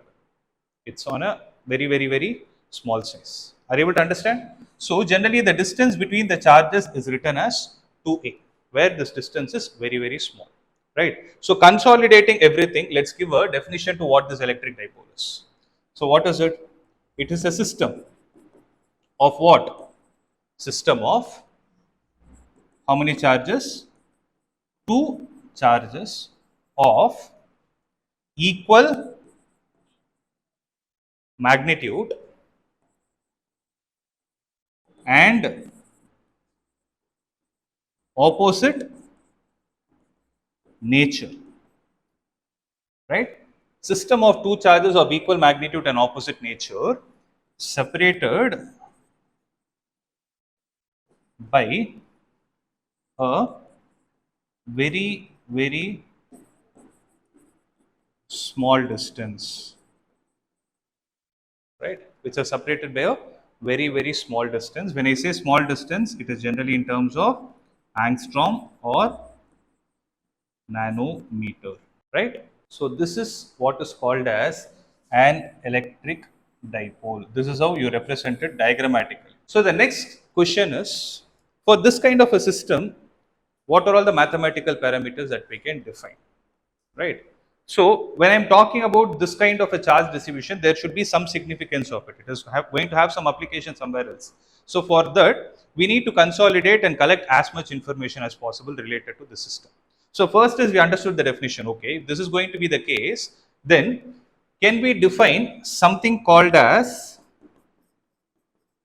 dipole moment for this, which is going to help us in the future, right? So what is dipole moment? If I take the symbol for it as small p, it is basically defined like this. It is the product of, right? It is a product of magnitude of either of the charges, and distance of separation between them. So if you observe, if I am able to look at the magnitude of both, they both are same. So what does the definition say? It says you need to multiply two parameters. What are the two parameters? One is take the magnitude of either of the charges. which is Q. You don't take both of them together, no. You take magnitude of either of the charges, multiply with whom? Multiply with the distance of separation between them, which is going to be 2 into A. So, if you are able to write this Q into 2A, then this mathematical parameter is what is called as dipole moment. I hope it is clear. Right? This is given a name dipole moment. There is no derivation as such. There is just a definition. Means I have this kind of a system. Can I define something between them? So if I have to give you a similarity, it is something like momentum also. Like momentum doesn't have a derivation. If you recollect, what does linear momentum say? If an object has a mass, it has a velocity. Multiply them, then you call that parameter as linear momentum. Similarly, you have a system of two charges of equal magnitude. Multiply the charge with the distance of separation between them. You give a name to it called as dipole moment. Instead of writing Q into 2A every time, we write it as P. I hope it is clear, right? Similarly, if I put the next question of what is going to be the SI unit for it, what is answer? So charge is measured in Coulomb and distance is measured in meter. One common mistake that people do is if the C is not written in capital, right, it look like centimeter. That is a very common mistake. Without your knowledge, you might do it. So always make sure that you write C in capital. For this one alone, what I would suggest if you need, you can use a hyphen also between them so that you're clear with what you're writing. Are you able to understand? It is Coulomb meter, not centimeter. The next question that we are supposed to ask is this physical quantity Q into 2A, which is called as the dipole moment, is it a scalar or a vector quantity? And the answer to that is, it is a vector quantity. So dipole moment is a vector quantity. So when I say it is a vector, it is my job to define the direction as well. So if you see, the dipole moment is always directed from the negative charge towards the positive charge. So this is going to be the direction of dipole moment along the line joining them, right? So P stands for the symbol of dipole moment, cap stands for the direction. Are you able to understand what I'm trying to say? So where is it directed from? It is from the negative to the positive charge. So I can make a note here. It is always directed from negative to the positive charge. Since we have discussed what an electric dipole and an electric dipole moment is, now what we'll do is take this system and try to define the electric field due to this kind of a system at two important points. Okay, I'll tell you what they are. So, if I take this dipole, now this is a charge and this is a charge. So, both the charges will have some effect of electric field in their surrounding. Accepted? So, this can generate some value of electric field in the surrounding, this can generate an electric field in the surrounding. The system as a combined factor can create a net value, right? Now, we are going to see how much is that net value going to be at two different points, where one of the points is going to be called as axial and the second is called as equatorial, right? So here, as the word suggests, what is axial? It is the axis, right? And what about equatorial? We'll see it when we go to the topic, right? So now the topic of discussion is going to be electric field due to a dipole at axial point. So electric field due to a dipole at axial point. So if I take this to be the positive charge, this to be the negative charge, right? So here, what do I mean by axis of a dipole is an imaginary line that is joining both the charges. So how is it going to look like? It will be something like this. So this is what is called as an axis. So when I take this axis, right, generally what you do is you can calculate it three different points. One is here on the left of both the charges, between the charges, or on the right of both the charges, right? We generally don't do between, okay? We'll take on either of the sides. So in this scenario, let me take it on the left of both the charges, where I will call this point as capital P, not to get confused with dipole moment. It is just a point. Okay. And if you remember, I wrote the distance between both the charges not as A. Right? When we wrote the definition for dipole moment, what did we write? We wrote it as Q into 2A. So the reason why we wrote the 2A is because we have some mathematical use of it. Right? So this point P is there, right?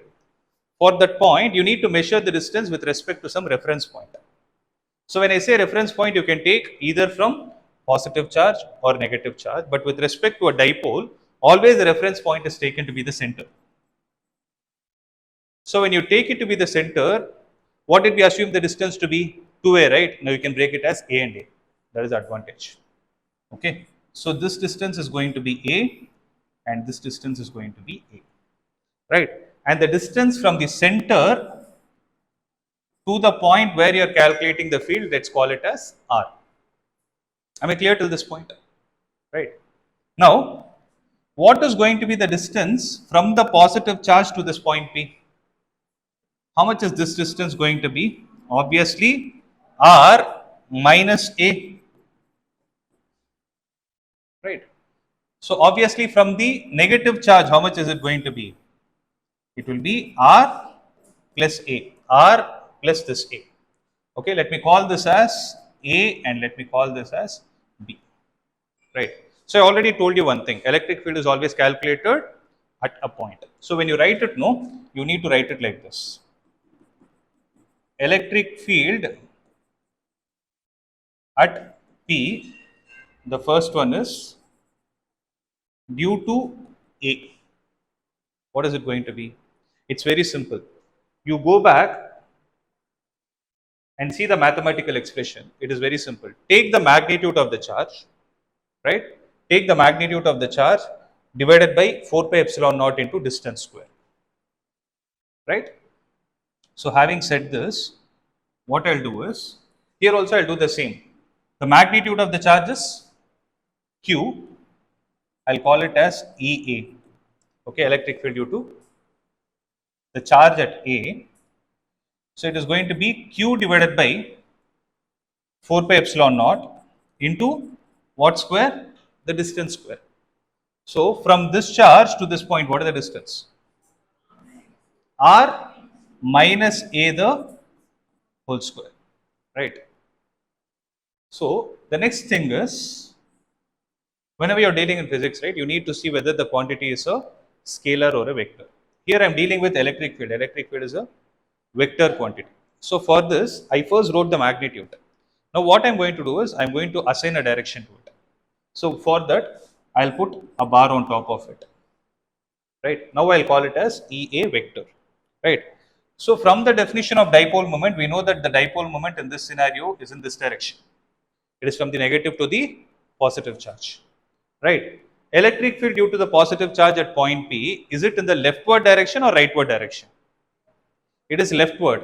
Why? Because due to a positive charge, the electric field is always away from it. So this is the direction of away. Right? This is away, this is away, this is away. It keeps going like this. So I'm talking about this point. So it is in the leftward direction. So can I put it like this? EA. Right? So compare the direction of EA with the dipole moment. Are they both in same direction or opposite direction? Same, right? So can I put it as P cap? Makes sense? So what did we do? It's very simple. First, I wrote the magnitude part. What does the magnitude part speak about? Magnitude of the charge divided by 4 pi epsilon naught into distance square. What is the distance? From where should you take the distance? From the, not from the center, from the charge to the point. If you take it from the center, both the cases you'll write R square. No. You should take it from the point, from the charge to the point. So it is R minus A the whole square. Then put a bar on top of it and give the direction. So try to write the direction in terms of dipole moment. Okay. Next question. Due to B, EB is equal to, what will you write? Should I write Q or minus Q? You should write it as Q only. So wherever you're dealing with vector, Never take the sign of the charge into consideration. So q divided by 4 pi epsilon naught. Very simple. Now you tell me r plus a, simple, right? So the electric field due to the negative charge at point P. So if I keep a test charge here, this is how you need to visualize. If I keep a test charge here, by default test charge is positive. Will it get pulled towards it or repelled away from it? It will get pulled, right? So what should you write here? This should be the direction of EB. Makes sense, right? So if I put a bar on top of it, if I call it as EB vector, then in terms of the direction of EB and dipole moment, how are they? Opposite. It is a negative of it. So I'll write it as minus P cap. Makes sense, right? Now, you observe this is a vector quantity, there is another vector quantity. So what is going to be the net electric field at P?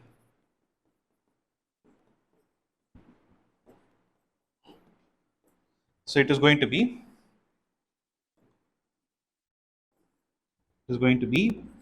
EA vector plus EB vector. Here also I need to put a vector symbol. This is basically the principle of superposition, right? So what is EA vector? Take this into consideration. Q divided by 4 pi epsilon naught into R minus A the whole square, and don't forget the direction. It is going to be P cap, right? Plus Q divided by 4 pi epsilon naught into R plus A the whole square, which is going to be the direction of minus P cap, right? Now I'll bring this minus outside for the mathematical operation so that I can take out P cap common. So what I can do is, can I take this Q by 4 pi epsilon naught outside?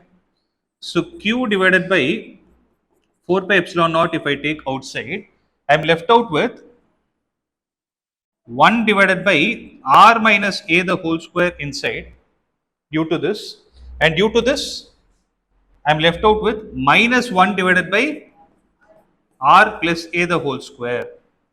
So what is going to be the common thing? It will be P cap, because I took the minus sign inside and took P cap outside. I hope it is clear. Right. Now the next question is, it is going to be Q divided by 4 pi epsilon naught. If I take LCM, they get cross multiplied. So R plus A the whole square minus R minus A the whole square, the whole divided by, observe, this A minus B into A plus B form.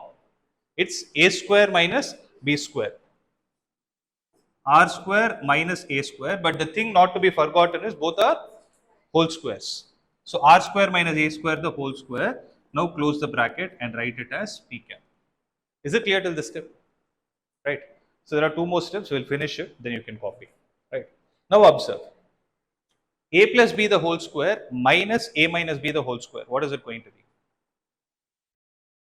A plus B the whole square minus A minus B the whole square. What will get cancelled? A square are gone, B square are gone. 2AB will get added to 2AB, which will give you 4AB. Okay. So it's very simple, right? A plus B the whole square minus A minus B the whole square is A square plus B square plus 2AB minus of A square plus B square minus 2AB. A square and this A square are gone, B square and this B square are gone, 2AB will get added to 2AB. So it will give you 4AB. This is an identity, right? Next time you can remember it, right? So what will happen here? It should be 4 times A into R.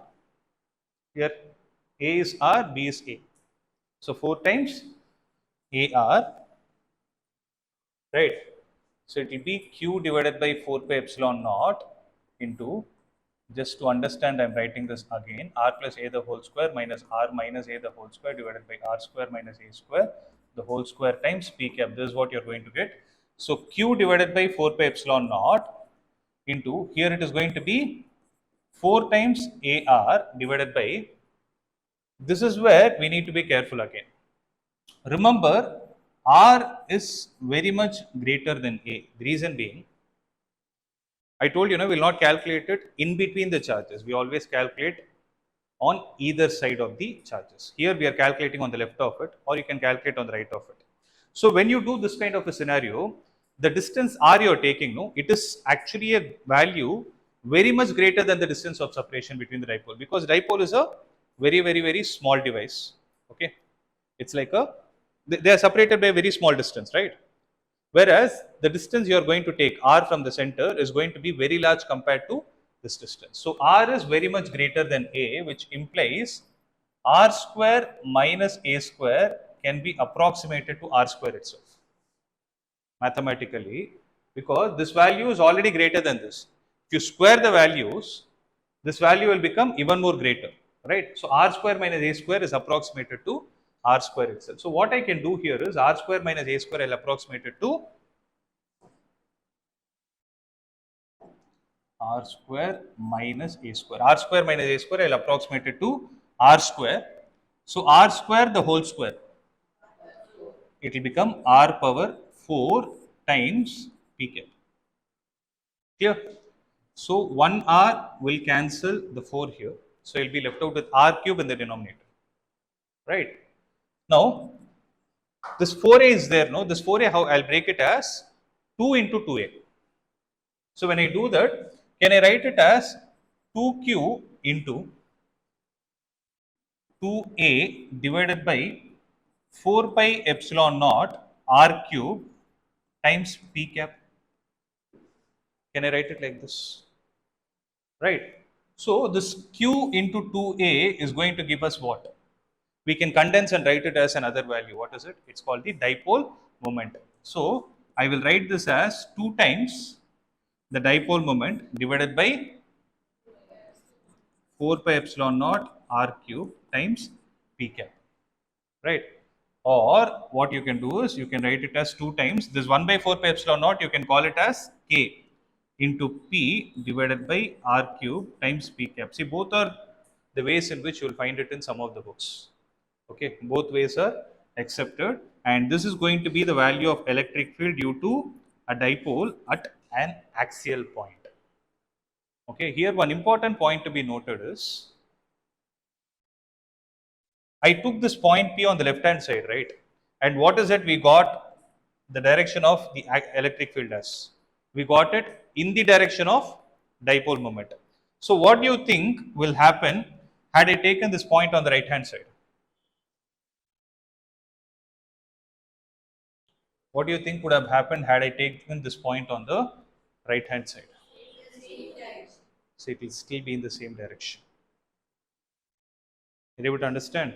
So here what is the important point that we need to make a note is electric field due to a dipole at axial point. This is the word we need to make a note. At axial point is always in the direction of dipole moment. It is always in the direction of dipole moment. Right? This is a very important point to be noted.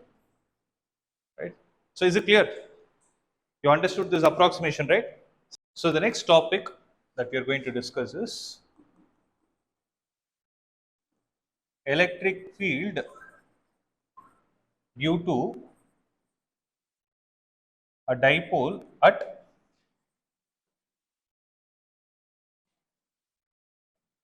equatorial point. Right? Electric field due to a dipole at equatorial point. So if I take the system of dipole, that is a positive and a negative charge, first we need to understand what an equatorial point means. For that, observe. If I take this to be the dipole, positive charge, negative charge, right? If I am able to define an axis in this way, right? If I am able to define if I am able to cut a plane, right? My hand is a plane, a two-dimensional shape. If I am able to cut a plane through the axis of it and perpendicular to the axis, then you will call the plane as equatorial plane, right? For that equatorial plane, right, if you have to visualize, no, suppose the equatorial plane is looking something like this. Okay, I kept it like this, no? Yeah. So the equatorial plane is looking something like this. This will be called as the equatorial axis. So on the equatorial axis, if you take any point, then that point is what is called as equatorial point. So are you able to understand? So this is the dipole. If the dipole is like this, I am cutting a plane which is perpendicular to the axis of the dipole, and then this plane is called as the equatorial plane. On this equatorial plane, if you draw an imaginary line which is passing through the center of this dipole, you call it as the equatorial axis. Any point on that equatorial axis will be called as the equatorial point. Now our job is finding the value of electric field at that equatorial point. So when I draw it in two-dimensional shape, I'm not going to draw the plane and everything. I'll just directly draw the axis and I will take a point on top of it. So how is that axis going to pass through? It is going to pass through the center of the dipole. Am I clear with this? So if I take this to be O, this is the point P where we are interested to calculate the electric field, right? So here it is Q, here also it is Q in terms of magnitude. Now the question is very simple. Due to this positive charge, what is the direction of electric field here? Is it away or towards? It is away because it's a positive charge. So join these 2 points and extend it, draw an arrow mark like this, and you call this as the electric field due to the charge at point A.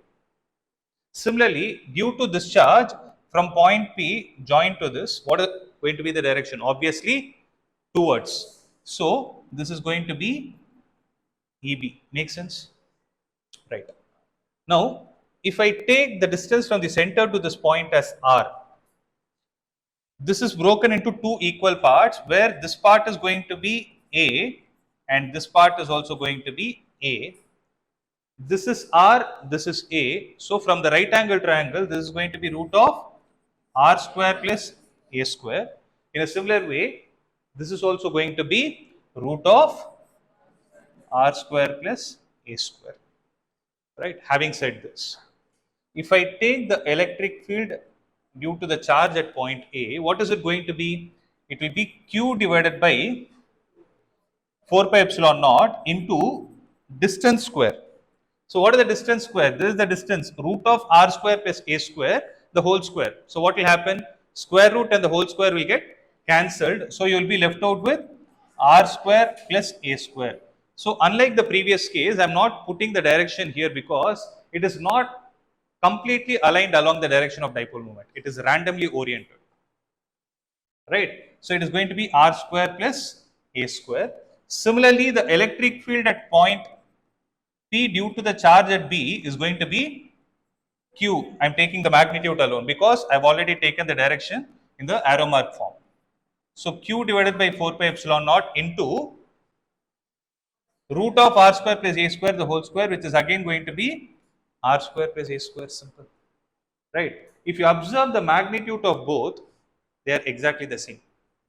So electric field at A is equal to the electric field at B. I'll call it as E. Right, let me call it as E for the time being. So if I take this point P, one electric field is like this and the other electric field is like this. And we know that when we have two coinitial vectors, we need to take the resultant where we apply the parallelogram law of vectors. So where is the resultant going to be? It will be a diagonal. And we also know the fact that when we have two vectors of equal magnitude, the resultant will be a angular bisector. Means if I take the angle between them, let's say for example to be alpha, right? Then this resultant electric field is going to be alpha by 2 and this will also be alpha by 2. Simple. Right. Now what I'm going to do is, since these directions are not oriented along the dipole moment, I'm going to break it into their components. But before that, let's see one thing. If I take this to be alpha, for instance, right? So if I take this to be theta, then how much will this be? This will also be theta because they form an isosceles triangle. The base angles are going to be same. And with respect to alpha, these are the opposite angles. So we know that exterior angle is equal to sum of the opposite interior angles. So if I say alpha, alpha will be equal to 2 theta. It's very simple. Alpha is equal to theta plus theta, 2 theta. So what is alpha by 2 here? It is basically theta, and this is also going to be theta. Meaning the resultant is drawn here, right? The resultant which is drawn here will actually be parallel to the base itself. Only then this angle can be theta. It forms corresponding angles, right? And here the angle will be theta, which is the alternate interior angles. Make sense? Right? So having said this, in the same diagram, if you observe, if I resolve them into two components, if this is theta, then this is going to be E cos theta, and due to this electric field, this will also be E cos theta. Now downward will be E sin theta, and upward will also be E sin theta. If you observe, E sin theta gets cancelled. So what gets added? E cos theta gets added to E cos theta. So if I write the value of ER, okay, let me call it as EP. So electric field at point P is equal to, it's going to be E cos theta plus E cos theta. This is not principle of superposition, rather we are adding the vectors in that direction. So that's why I'm not putting an arrow mark on top of it, right? So I can write this as 2 times E cos theta, which is equal to 2 into, what is the value of E? Q divided by 4 pi epsilon naught R square plus A square, multiplied with, what is the value of cos theta from this triangle? If I take this to be AB, if I take the right angle triangle POB, this is going to be theta, this is A, this is root of R square plus A square. Simple. So what is the value of cos theta? Base divided by hypotenuse. So it's going to be A divided by square root of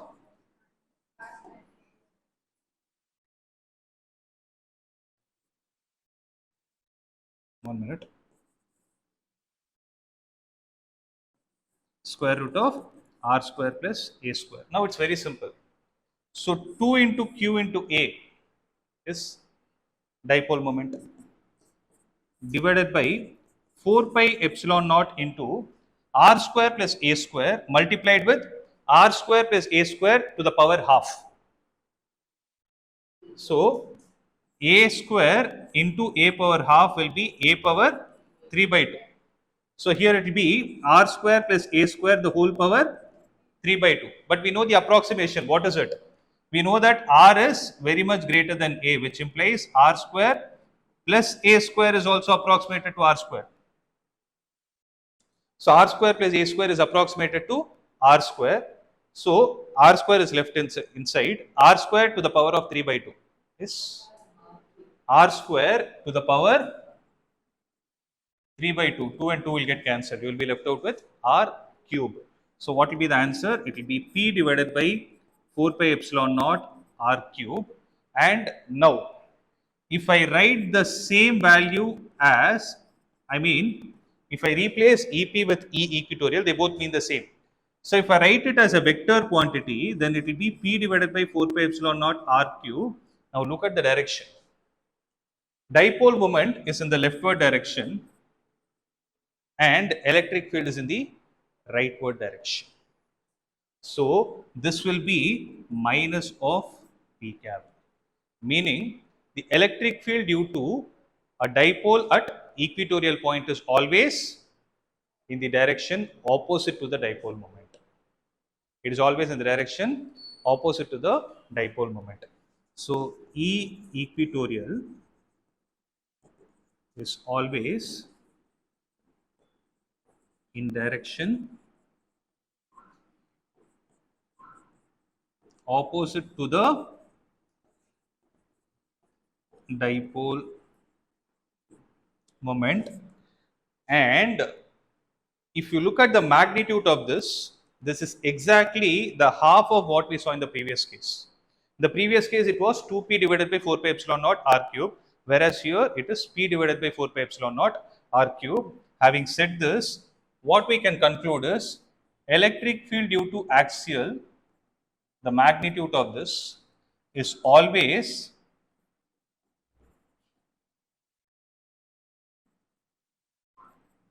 twice the electric field due to the equatorial.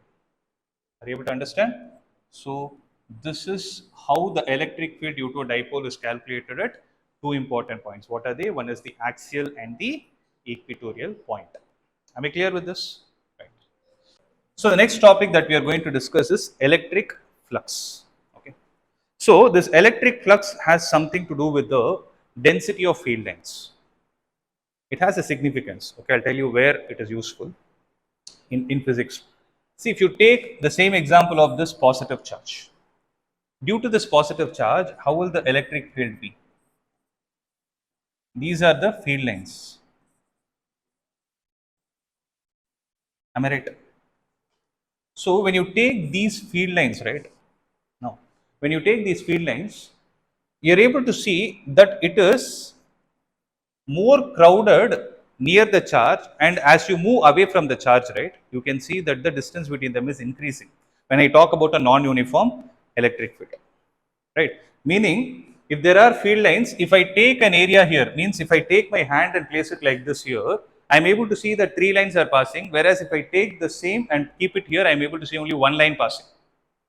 Means as I move away from it, I'm able to see that the number of field lines that are passing through the area that we have considered is changing, right?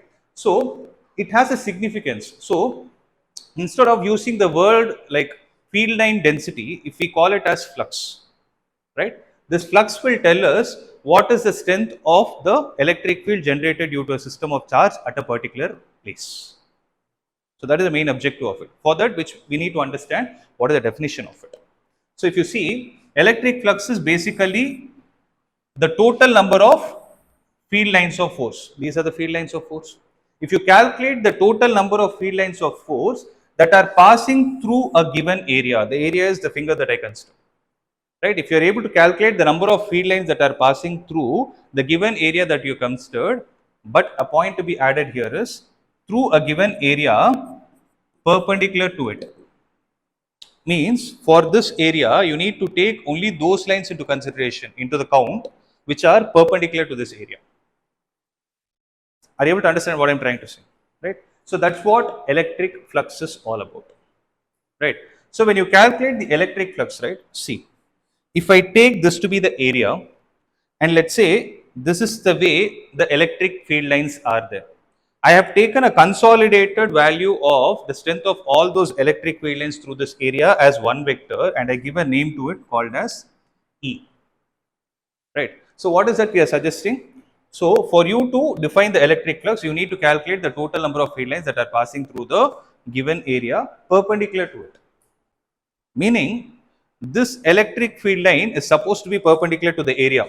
So the shape is like this, right? The shape is in this way. This is the direction perpendicular to it, but the electric field is like this, right? So if I take this angle to be theta, right?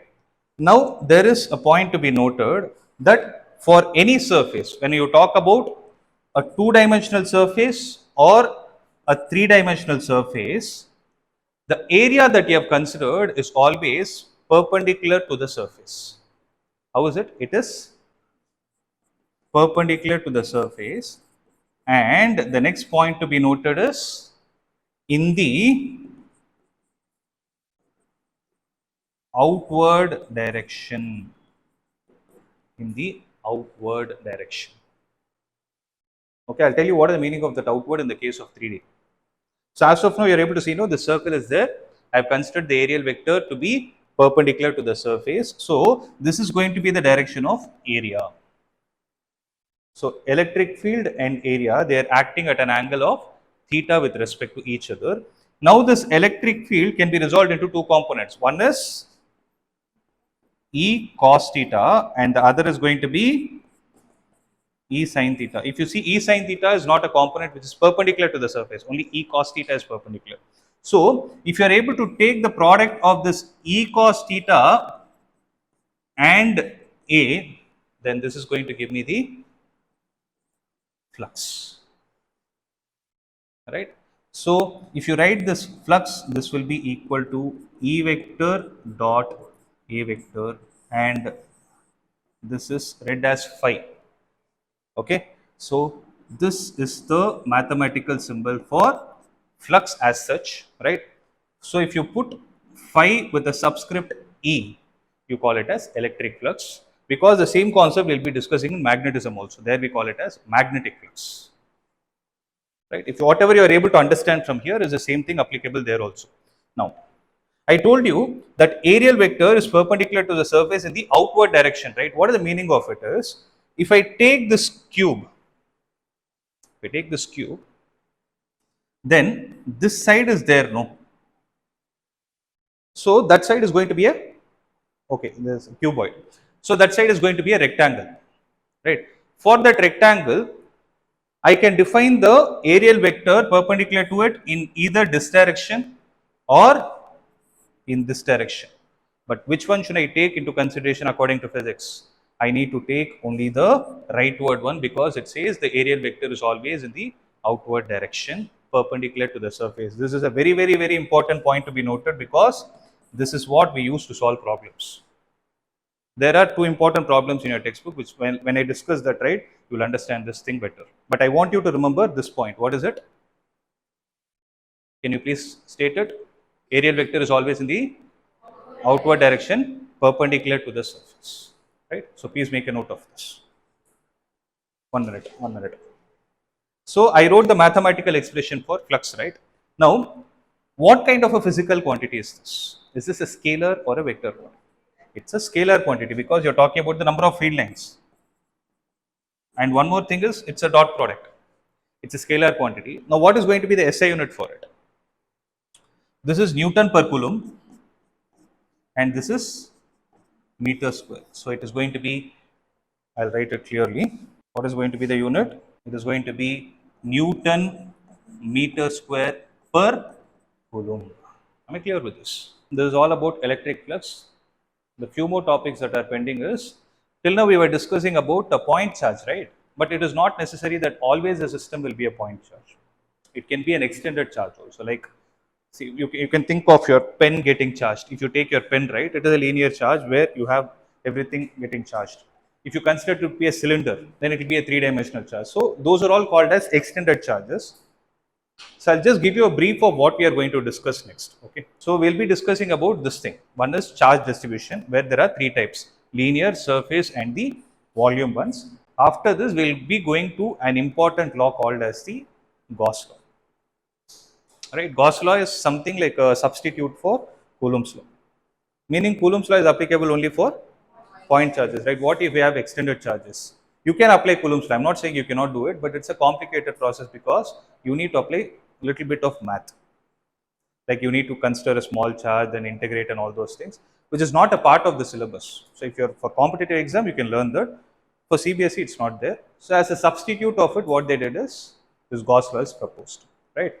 So this Gauss law has three important applications, which is for an infinitely long straight charged wire, then we'll see for an infinite plane sheet, and for a uniformly charged spherical shell. So for all these things, what I've done is, even before we apply, see, this is something which I prepared, with this will not be available. I've prepared the algorithm, like the flow chart of how you are supposed to apply this Gauss law to any concept. Though they have given only 3 in the textbook, this concept, if you follow, you can apply it for anything. There are 7 steps, okay, which I will teach in the next class. So max, I don't think we can complete it by tomorrow, and I don't think we are in that urgency also. So by Monday, I'll complete it. Okay, that is one thing. There are some topics, right, which I could understand from your faces, or some faces which are at the back. Like, sometimes you're feeling sleepy, I understand. One is climate is like that, and the topics are also slightly dry, right? So for those things, what I'll do is I'll give you pre-recorded videos, which will not be more than 15 to 20 minutes. I'll consolidate, condense everything and give it to you, so that you can go through it multiple times. Before the class itself, I'll tell you. So for those topics, go through the concept, come here, so that I'll touch upon it once. So I will brush it up once, maybe for 5 to 10 minutes, then we'll do some problems, right? See, the major problem is with your question paper that has been changed. I've seen most of them struggling not with the concepts, with MCQs, assertion reason based questions, and the case study based questions. So I want to cut that faster. If that has to happen, we have to follow this process from the beginning. So it has only been 1.5 weeks, right? So slowly what I'll do is I'm actually working on the pre-recorded versions also with better clarity. I'll record them and give it to you wherever the topics are big and time consuming, which I don't want to waste in the class. We get only 3 hours, no? So I need your cooperation in going through them and come. Please don't come up with any excuses because I'm also working along with you.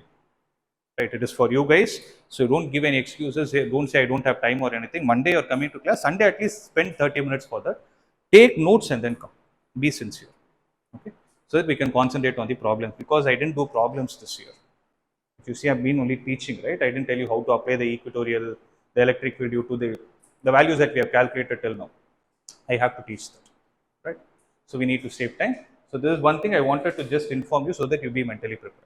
If at all you ignore the number of electrons that are lost or gained, they have same mass. That's an ideal situation. But speaking in reality, electrons' mass is also taken into consideration, because when you talk about atomic mass, whose mass do you take into consideration? You take only the neutrons and protons into consideration. But in reality, when a material is getting charged, it loses electrons. Electrons also have some mass, right? Though it is a very small value. It's 9.1 into 10 power minus 31 kilogram. Even if one electron is lost, that much mass is lost. So one material is losing that mass, one is gaining that mass. Because it's a small value, ideal situation we don't take into consideration. Why I'm stressing this much is that depends on the question. You need not take. Mostly they will not speak about mass at all.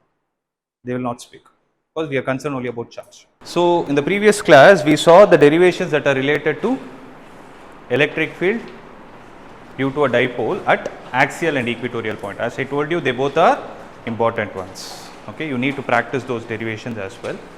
Okay, the next thing is, the next topic that we are going to see is torque experienced by a dipole when it is placed in external electric field. Meaning, in the previous cases, we saw a dipole and we saw how the electric field is generated due to the dipole. Now here what is happening is, if you read the topic, you have a uniform electric field already present. In that uniform electric field, if you place an electric dipole, then how is it going to respond? Am I clear? So having said that, let's see what will happen is, first of all, let's try to come in the reverse, right? So first we need to understand what a uniform electric field means. So let's see what a uniform electric field means, right? So just to give you a differentiation, if I take a positive charge, and due to the positive charge, what will happen? The electric field is going to be in outward direction. So how is it going to be? We know that when we draw the field lines, it is going to look something like this. The question is this a uniform or a non-uniform field? This is a non-uniform field. Why is it non-uniform? Because the electric field at every distance is not a constant. In the sense, you know that due to a point charge, what is going to be the electric field at a distance r from it? It is going to be kq divided by r square, where r is the distance from the charge to the point where we are trying to calculate the field, right? So the value of r keeps changing, electric field also keeps changing, right? Yeah. So when this is going to happen, this will be considered as a non-uniform electric field, because if it has to be uniform, it has to be uniform in terms of direction as well as magnitude. So for that field to be uniform, what we need to do is we need to take the set of parallel lines, right? So the set of these parallel lines is what is going to be uniform electric field, in which we have taken a dipole and placed it. So what does a dipole consist of? It consists of a positive charge q and a negative charge q here, right? And tell me one thing, in the presence of electric field, what will be the direction in which the positive charge would experience a force? See, let's recollect this concept. We know that electric field is equal to F divided by Q. See, Q naught I am keeping it aside. Q can be any charge which you are placing in the external electric field. Okay. So what is going to be the force experienced by the charge F will be equal to Q into E. So one thing that is to be understood is force is a vector quantity, electric field is also a vector quantity. So can I say that they both will have the direction in such a way that if the charge is positive, then force and electric field will be in the same direction. If the charge is negative, what will happen? You will have minus of E vector, means the force and the electric field will be in the opposite direction. Is this point registered in your mind? This is a very, very, very important point. Meaning, going forward, wherever you place a positive charge in the presence of electric field, what will happen? The force will be experienced in the direction of electric field itself. Meaning, this charge will experience a force in this direction of magnitude Q into E. I wrote magnitude because arrow mark is drawn. Similarly, the negative charge would experience a force in this direction where it is going to be Q into E. Am I clear with this? No. There are two questions to be answered. So, in the uniform electric field, we know that a dipole is placed. This is what is going to happen. But if you see the prelude, right, or the prefix, I will say they are saying it is experiencing a torque. Right. So, two things that we need to understand is, if there is an unbalanced force, I repeat, if there is an unbalanced force, the system will move in a translatory path. The system will move in a linear path. Whereas, if there is an unbalanced torque, it will start rotating. So, torque is responsible for rotation and force is responsible for translatory motion. Having said that, I am going to answer two questions here. First thing is, what is the net force experienced by the system? So, if I write F net, what is going to be the answer? It is going to be QE, which is in the rightward direction, plus negative of QE, which is in the leftward direction. Summing up both these things together will give an answer of 0. Meaning, the system is not going to move. Move in which path? In a linear path. It will either move in this direction or this direction. But what is going to happen here is, this force has a tendency to put the object into rotation. Similarly, this force also has a tendency to put the object into rotation. Meaning, if I take the charges to be like this, if this is plus Q and this is minus Q, the plus Q is being pushed in this direction. So, are you able to visualize the plus Q is being pushed in this direction and minus Q is being pushed in this direction. So, what is happening? This force and this force put together, they are making the system rotate. So, whenever the system has to rotate, there needs to be an unbalanced torque. So, that is what we need to find. Okay. The only thing is, we are going to find the torque in this scenario in terms of the dipole moment and the distances. Okay. So, in terms of dipole moment and the electric field. Let us see how it comes. Okay. See, for this system, the center is exactly going to be here. So, if this is revolving, then it should revolve about this axis, about an axis passing through the center itself. So, what I am saying is, the system is going to revolve about this axis of rotation. In which direction? In this scenario, it will revolve in the clockwise direction. Right. So, one thing that we need to understand is, see, this is a point which I am recollecting or revising from your 11th standard. So, there are two kinds of moments. Moment is another name given for torque. We call it as a clockwise moment and an anti-clockwise moment, which I want you to visualize. Let us take this water bottle as an example. Right. If you want to open this water bottle, what are we going to do? See, by default, even without your knowledge, you are not going to apply any science or anything. Without any knowledge, you will hold it at both the ends, just turn it like this. Have you ever seen anyone doing like this? Unless it is loose enough, right? I'm talking about the cap, okay? Unless it is loose enough that like you cannot rotate it like this. Whereas if it is, however tight it is, you are going to rotate only in this direction. So if you see, the direction in which this water bottle or any water bottle in this world is opened is universal, right? There will be no water bottle where you will turn right hand side and the cap comes up. It is always like this. So when you do this, first thing is you need to see from the top. When you see from the top, when you turn it like this, right, how is the cap coming? Is it coming towards you or away from you? towards you. So it is revolving in, so anti-clockwise moments and anything measured towards you is positive. So anti-clockwise moments are considered to be positive, meaning if a system is rotating in anti-clockwise direction, it is considered to be positive. Whereas when you want to close it, when you see from the top, you rotate it in the anti-clockwise direction. Sorry, you rotate it in the clockwise direction. So clockwise is away from you.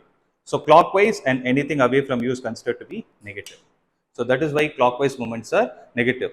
That is a concept we are going to apply it here. Okay. In the last step, I'll be asking an important question. So concentrate and listen to this completely. Am I clear till this point? Right. So what did I say? Clockwise moments are negative. Away from you is negative. Anti-clockwise is positive. I hope it is clear. Right. Have this in your mind. This is just an idea to be kept in our mind. Now, having said this, shall we start with the main derivation? So we understood that it does not have translatory motion. Then who's contributing to the rotational motion is what we are going to see. Shall we start?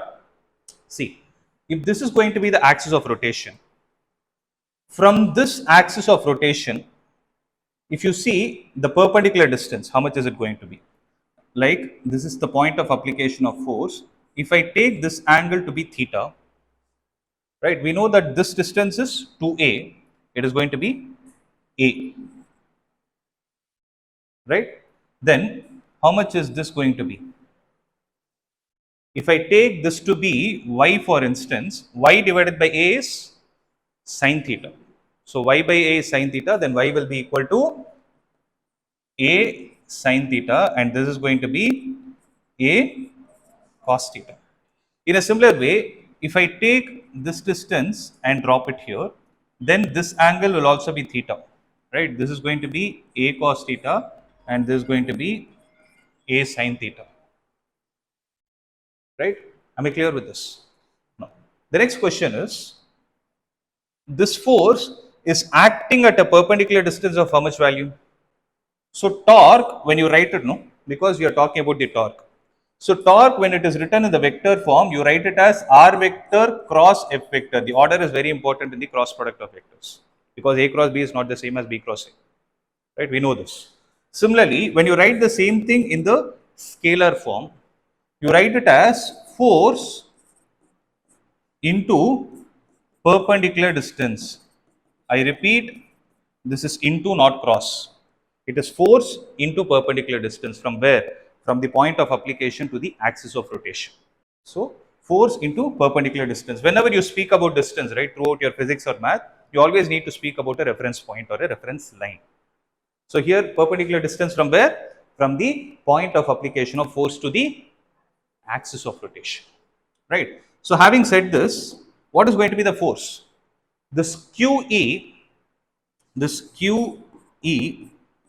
has a tendency to act at a distance of, I'm sorry, this QE is acting at a distance of a sine theta.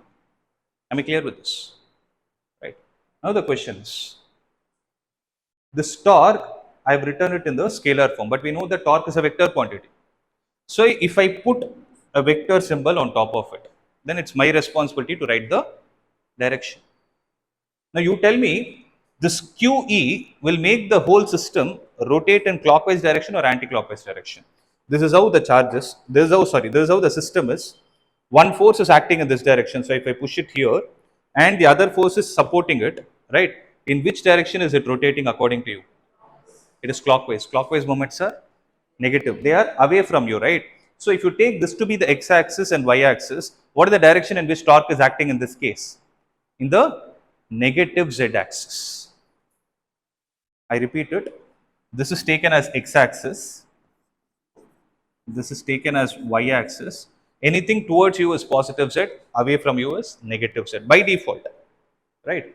So if I take that to be the scenario, in which direction is the system revolving? Clockwise. So what will be the direction of torque? Into the plane. Into the plane is considered to be negative of z-axis. So what is the unit vector used for negative of z? Minus k cap. Makes sense? Right. So this is the torque that is acting due to the positive charge. So what about the torque that is acting due to the negative charge? It is QE into force into, so it's a force into perpendicular distance. So force is again QE. You should not take minus QE because you have already assigned the direction. So QE into A sin theta, right? So this torque, if I write it in the vector form, what will happen? This is also making the system revolve in the clockwise direction. So it is going to be negative of k cap. So unlike the force, which was in positive x direction and negative x direction, which got nullified, torque is not getting nullified because both the torques are acting in the same direction. So the net torque, when you write it, right? So it is going to be the torque due to the positive charge plus the torque due to the, so it's going to be the torque due to the negative charge. So what is the torque due to the positive charge and negative charge summing up to?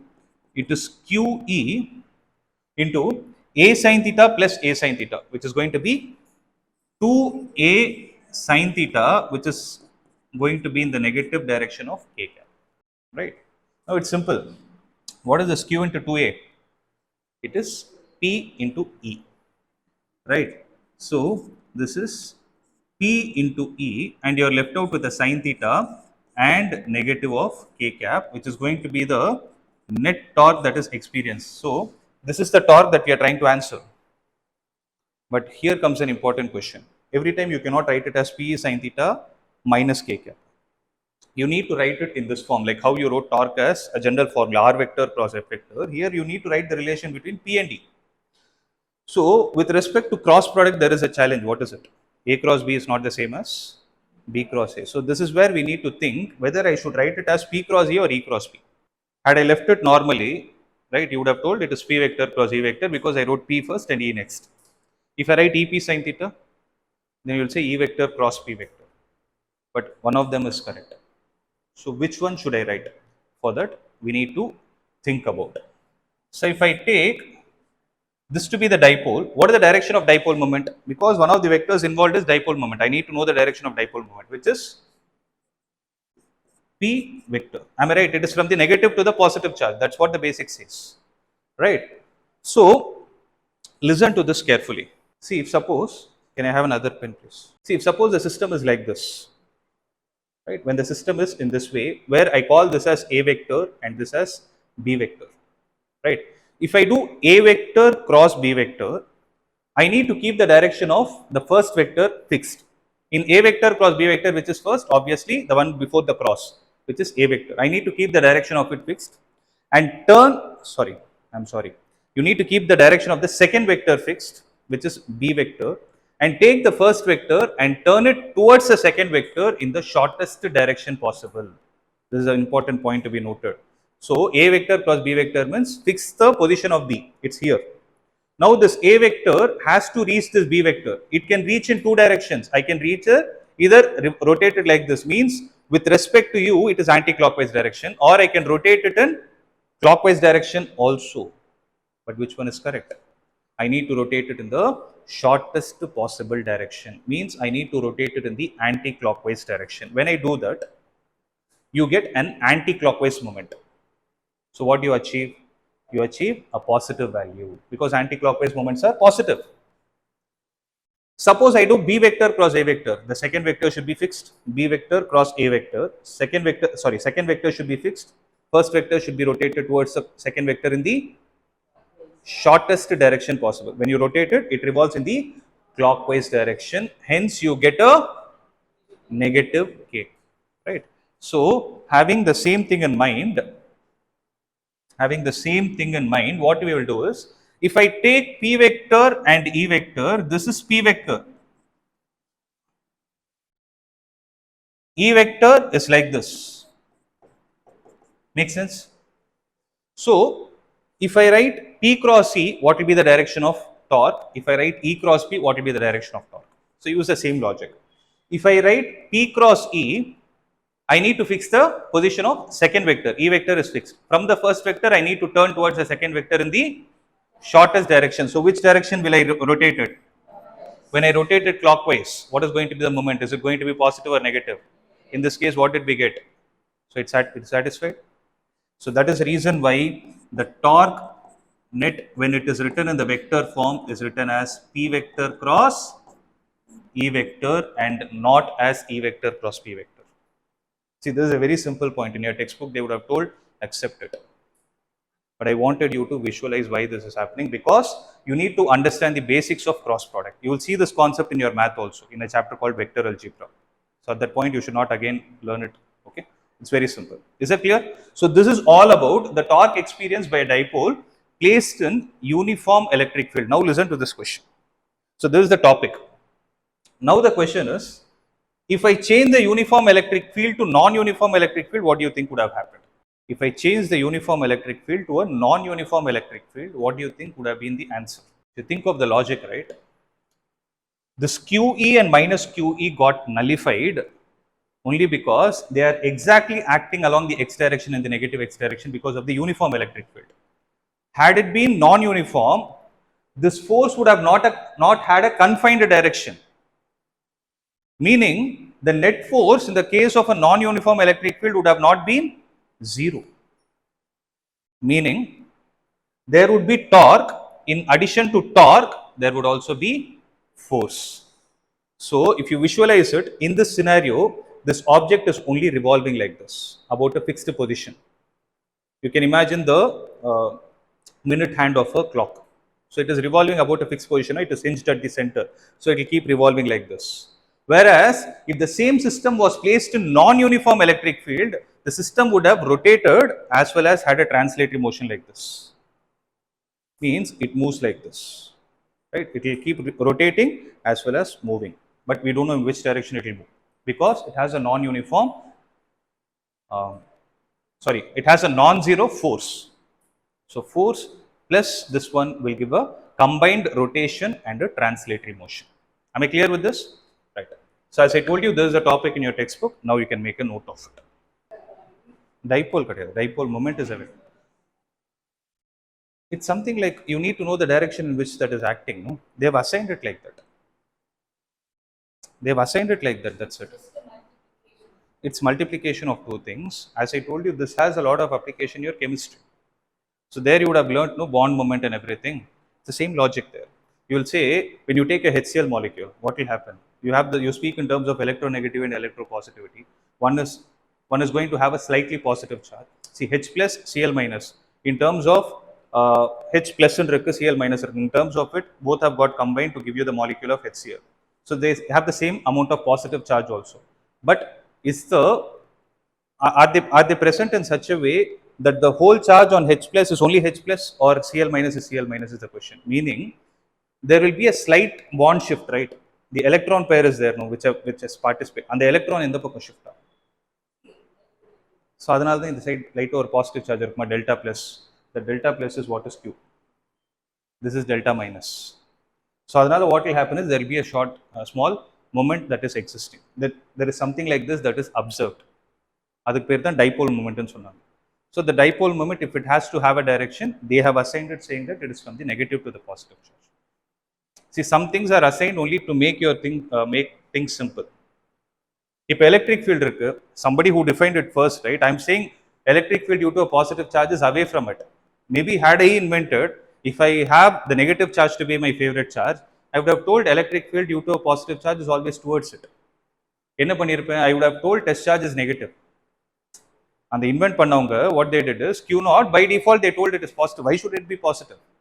நான் negative எடுத்திருக்கலாம்ல when I invented it. So something like that, dipole moment when it was found out, it was given this direction. That's as simple as that. There is no specific reason why this is happening. This QE will make the system rotate in the clockwise direction. No? Give me a pen, no, 1 minute. This is there. This is the direction of QE. QE. So when I apply force like this, see which direction it is rotating. So here I apply a supporting force. It's rotating the clockwise direction. So when it is rotating clockwise, it's a clockwise moment. That's why minus k cap. Yeah. Where did they take k cap? When will it be k cap? Reverse the direction. Take positive charge here, negative charge here. It is. I'm not saying it is moving into z axis. I'm saying the torque is acting in the z direction. That's what the screw rule says. No, that's what I showed you with the bottle. When you rotate it, actually you're rotating it clockwise. But how is it moving? It is moving into the plane, right? That is the same logic there. So the point to be noted here is, if the dipole was placed in non-uniform electric field, it would experience both force and torque, right? It would experience both force and torque, meaning the system will have a combined rotational and translational motion. So to put it simple, you will have a rotational plus translational motion. Any idea where this concept will be applicable? Are you able to guess? If you take an oven, right, microwave oven, is that what you told? No, right? Okay. If you take a microwave oven, we place some food item only for 20 to 30 seconds. You take for that matter popcorn also, right? When you place it, it gets popped up, right? So how is it happening? Because every food item will have some water molecules present in it. We know that water is a dipole. And what is present inside a microwave oven? You have electromagnetic waves. We call it as EM waves. That is why they say you're not supposed to have a lot of microwave food also, right? So when you have this electromagnetic waves, electric field is generally dominating in the case of electromagnetic waves, right? So in the presence of an electric field, which is non-uniform, if you try to cook food, right, you can see that the boiling or it gets heated up faster because of this combination. What will happen is the food particles will experience both translational and rotational motion and they get collided, right? They start colliding with each other in such a way that the heat is generated faster. So there's a real-time application. You're able to understand. So that's what happens. If you see the value of electric field inside it and all, it will be very, very, very high. So let's see what are the steps to apply this Gauss law, right? So these steps, as I told you, we can apply it to any surface. So first thing is, define the type of charge density. What is the meaning of it? Depending on the nature of charge distribution that you have, you need to define the charge density for it. Okay. So what I'll do is, I will take an example that we already know, right? For which we already know the result, and then apply these steps and show you. So parallelly, I'll be finding the electric field due to a point charge. So what is the electric field due to a point charge at a distance r from it? It is kq divided by r square. Right? This is a known result, but the kq by r square we derived it using Coulomb's law. Now we will derive it using Gauss law.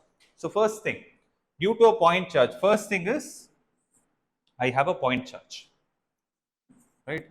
So is there any type of charge density you can define for this? No, because it is just a point charge. Second is, consider a Gaussian surface around the charge distribution, right? And ensure it passes through the point where the field is to be calculated. Suppose I'm interested to calculate the field at this particular point P. Now I need to consider a Gaussian surface which is symmetrical to this. So with respect to a point, what is the symmetric shape that you can get? Meaning, this point P could have been here at a distance r, or it could have been here at a distance r, or it could have been here at a distance r. Like this, it can be anywhere. If you join all these points, what is the shape you are going to get? You get a circle. But this point can be here, this point can be at the back of the board also, meaning it should be a sphere. Am I clear? So one more important point, what is that we need to consider? You need to ensure that the Gaussian surface is always passing through the point where the field is to be calculated. So you need to take the Gaussian surface in this case to be a sphere of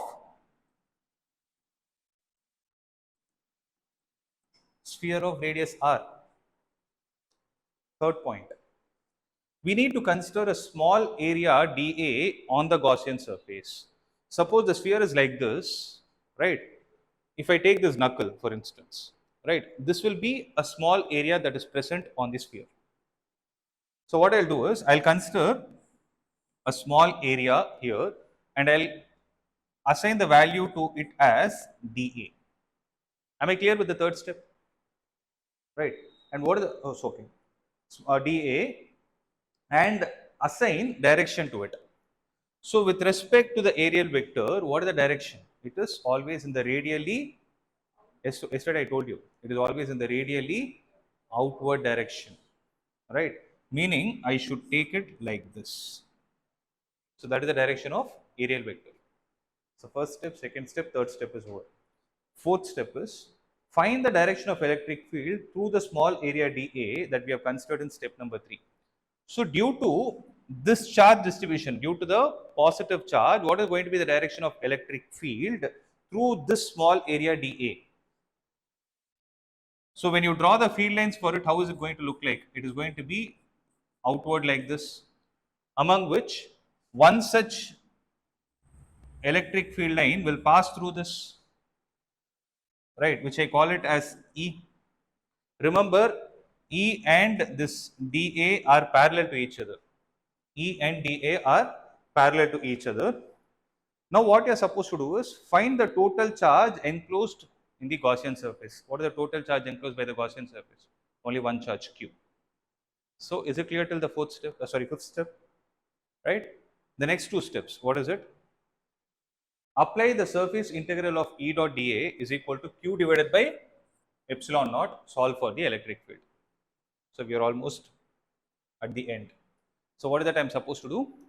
The surface integral of E vector dot dA vector is equal to the charge enclosed divided by epsilon naught. What did I apply here basically? Gauss law. The total electric flux is equal to 1 by epsilon naught times Q. Right. What is the angle between E vector and dA vector? 0. Right. When it is going to be 0, then can I write this as E into dA is equal to Q divided by epsilon naught? Right. The value of electric field is constant at a given distance. So if I take this dA anywhere on the surface, the value of electric field would have been a constant. So I need to take the constant outside. So what will I write it as? E into the surface integral of dA is equal to Q divided by epsilon naught. Makes sense? You know, right, in differentiation integration, you can take out the constants, right? Now see, E is okay. What is the surface integral of this dA? This is what we need to understand. On the three-dimensional shape, on the sphere, if you take all such dAs and add it, integration is basically adding. On that surface, if you take all such dAs and add it, what is it you are going to get? You will get the bigger area. What is that area? It is going to be the surface area of the sphere. And what is the surface area of a sphere? 4 pi r square. Where did I keep? So I'll write it in the next page. So E into, I'll write this again, E into integral of dA is equal to Q divided by epsilon naught. E into, what is going to be the surface area? 4 pi. What should be the value of R I should take? That is the radius of the Gaussian surface itself. So which is going to be small r square is equal to Q divided by epsilon naught. So what is the value of electric field? Q divided by this 4 pi and epsilon naught I'll combine. This r square I'll write it separately. We're able to understand. It's the same thing that we derived in a different way. Right? So this example I took only for you to understand the steps. Is it clear? So if you take a sphere, you took the dA on that sphere, right? Like that, how many such dAs will be there? Infinite. If you add all those dAs, so if you integrate all such dAs, what will you get? Meaning, if you take a sphere, okay, let's say I give you a brush. With a brush, you are placing a dot on top. You dip it in a paint, put one dot, you get dA. Similarly, you put another dot, you will get dA. Like this, if you put infinite number of dots, what is the area you are covering? The outer surface, no. of the sphere, which is 4 pi r square. That is the reason I took 4 pi r square.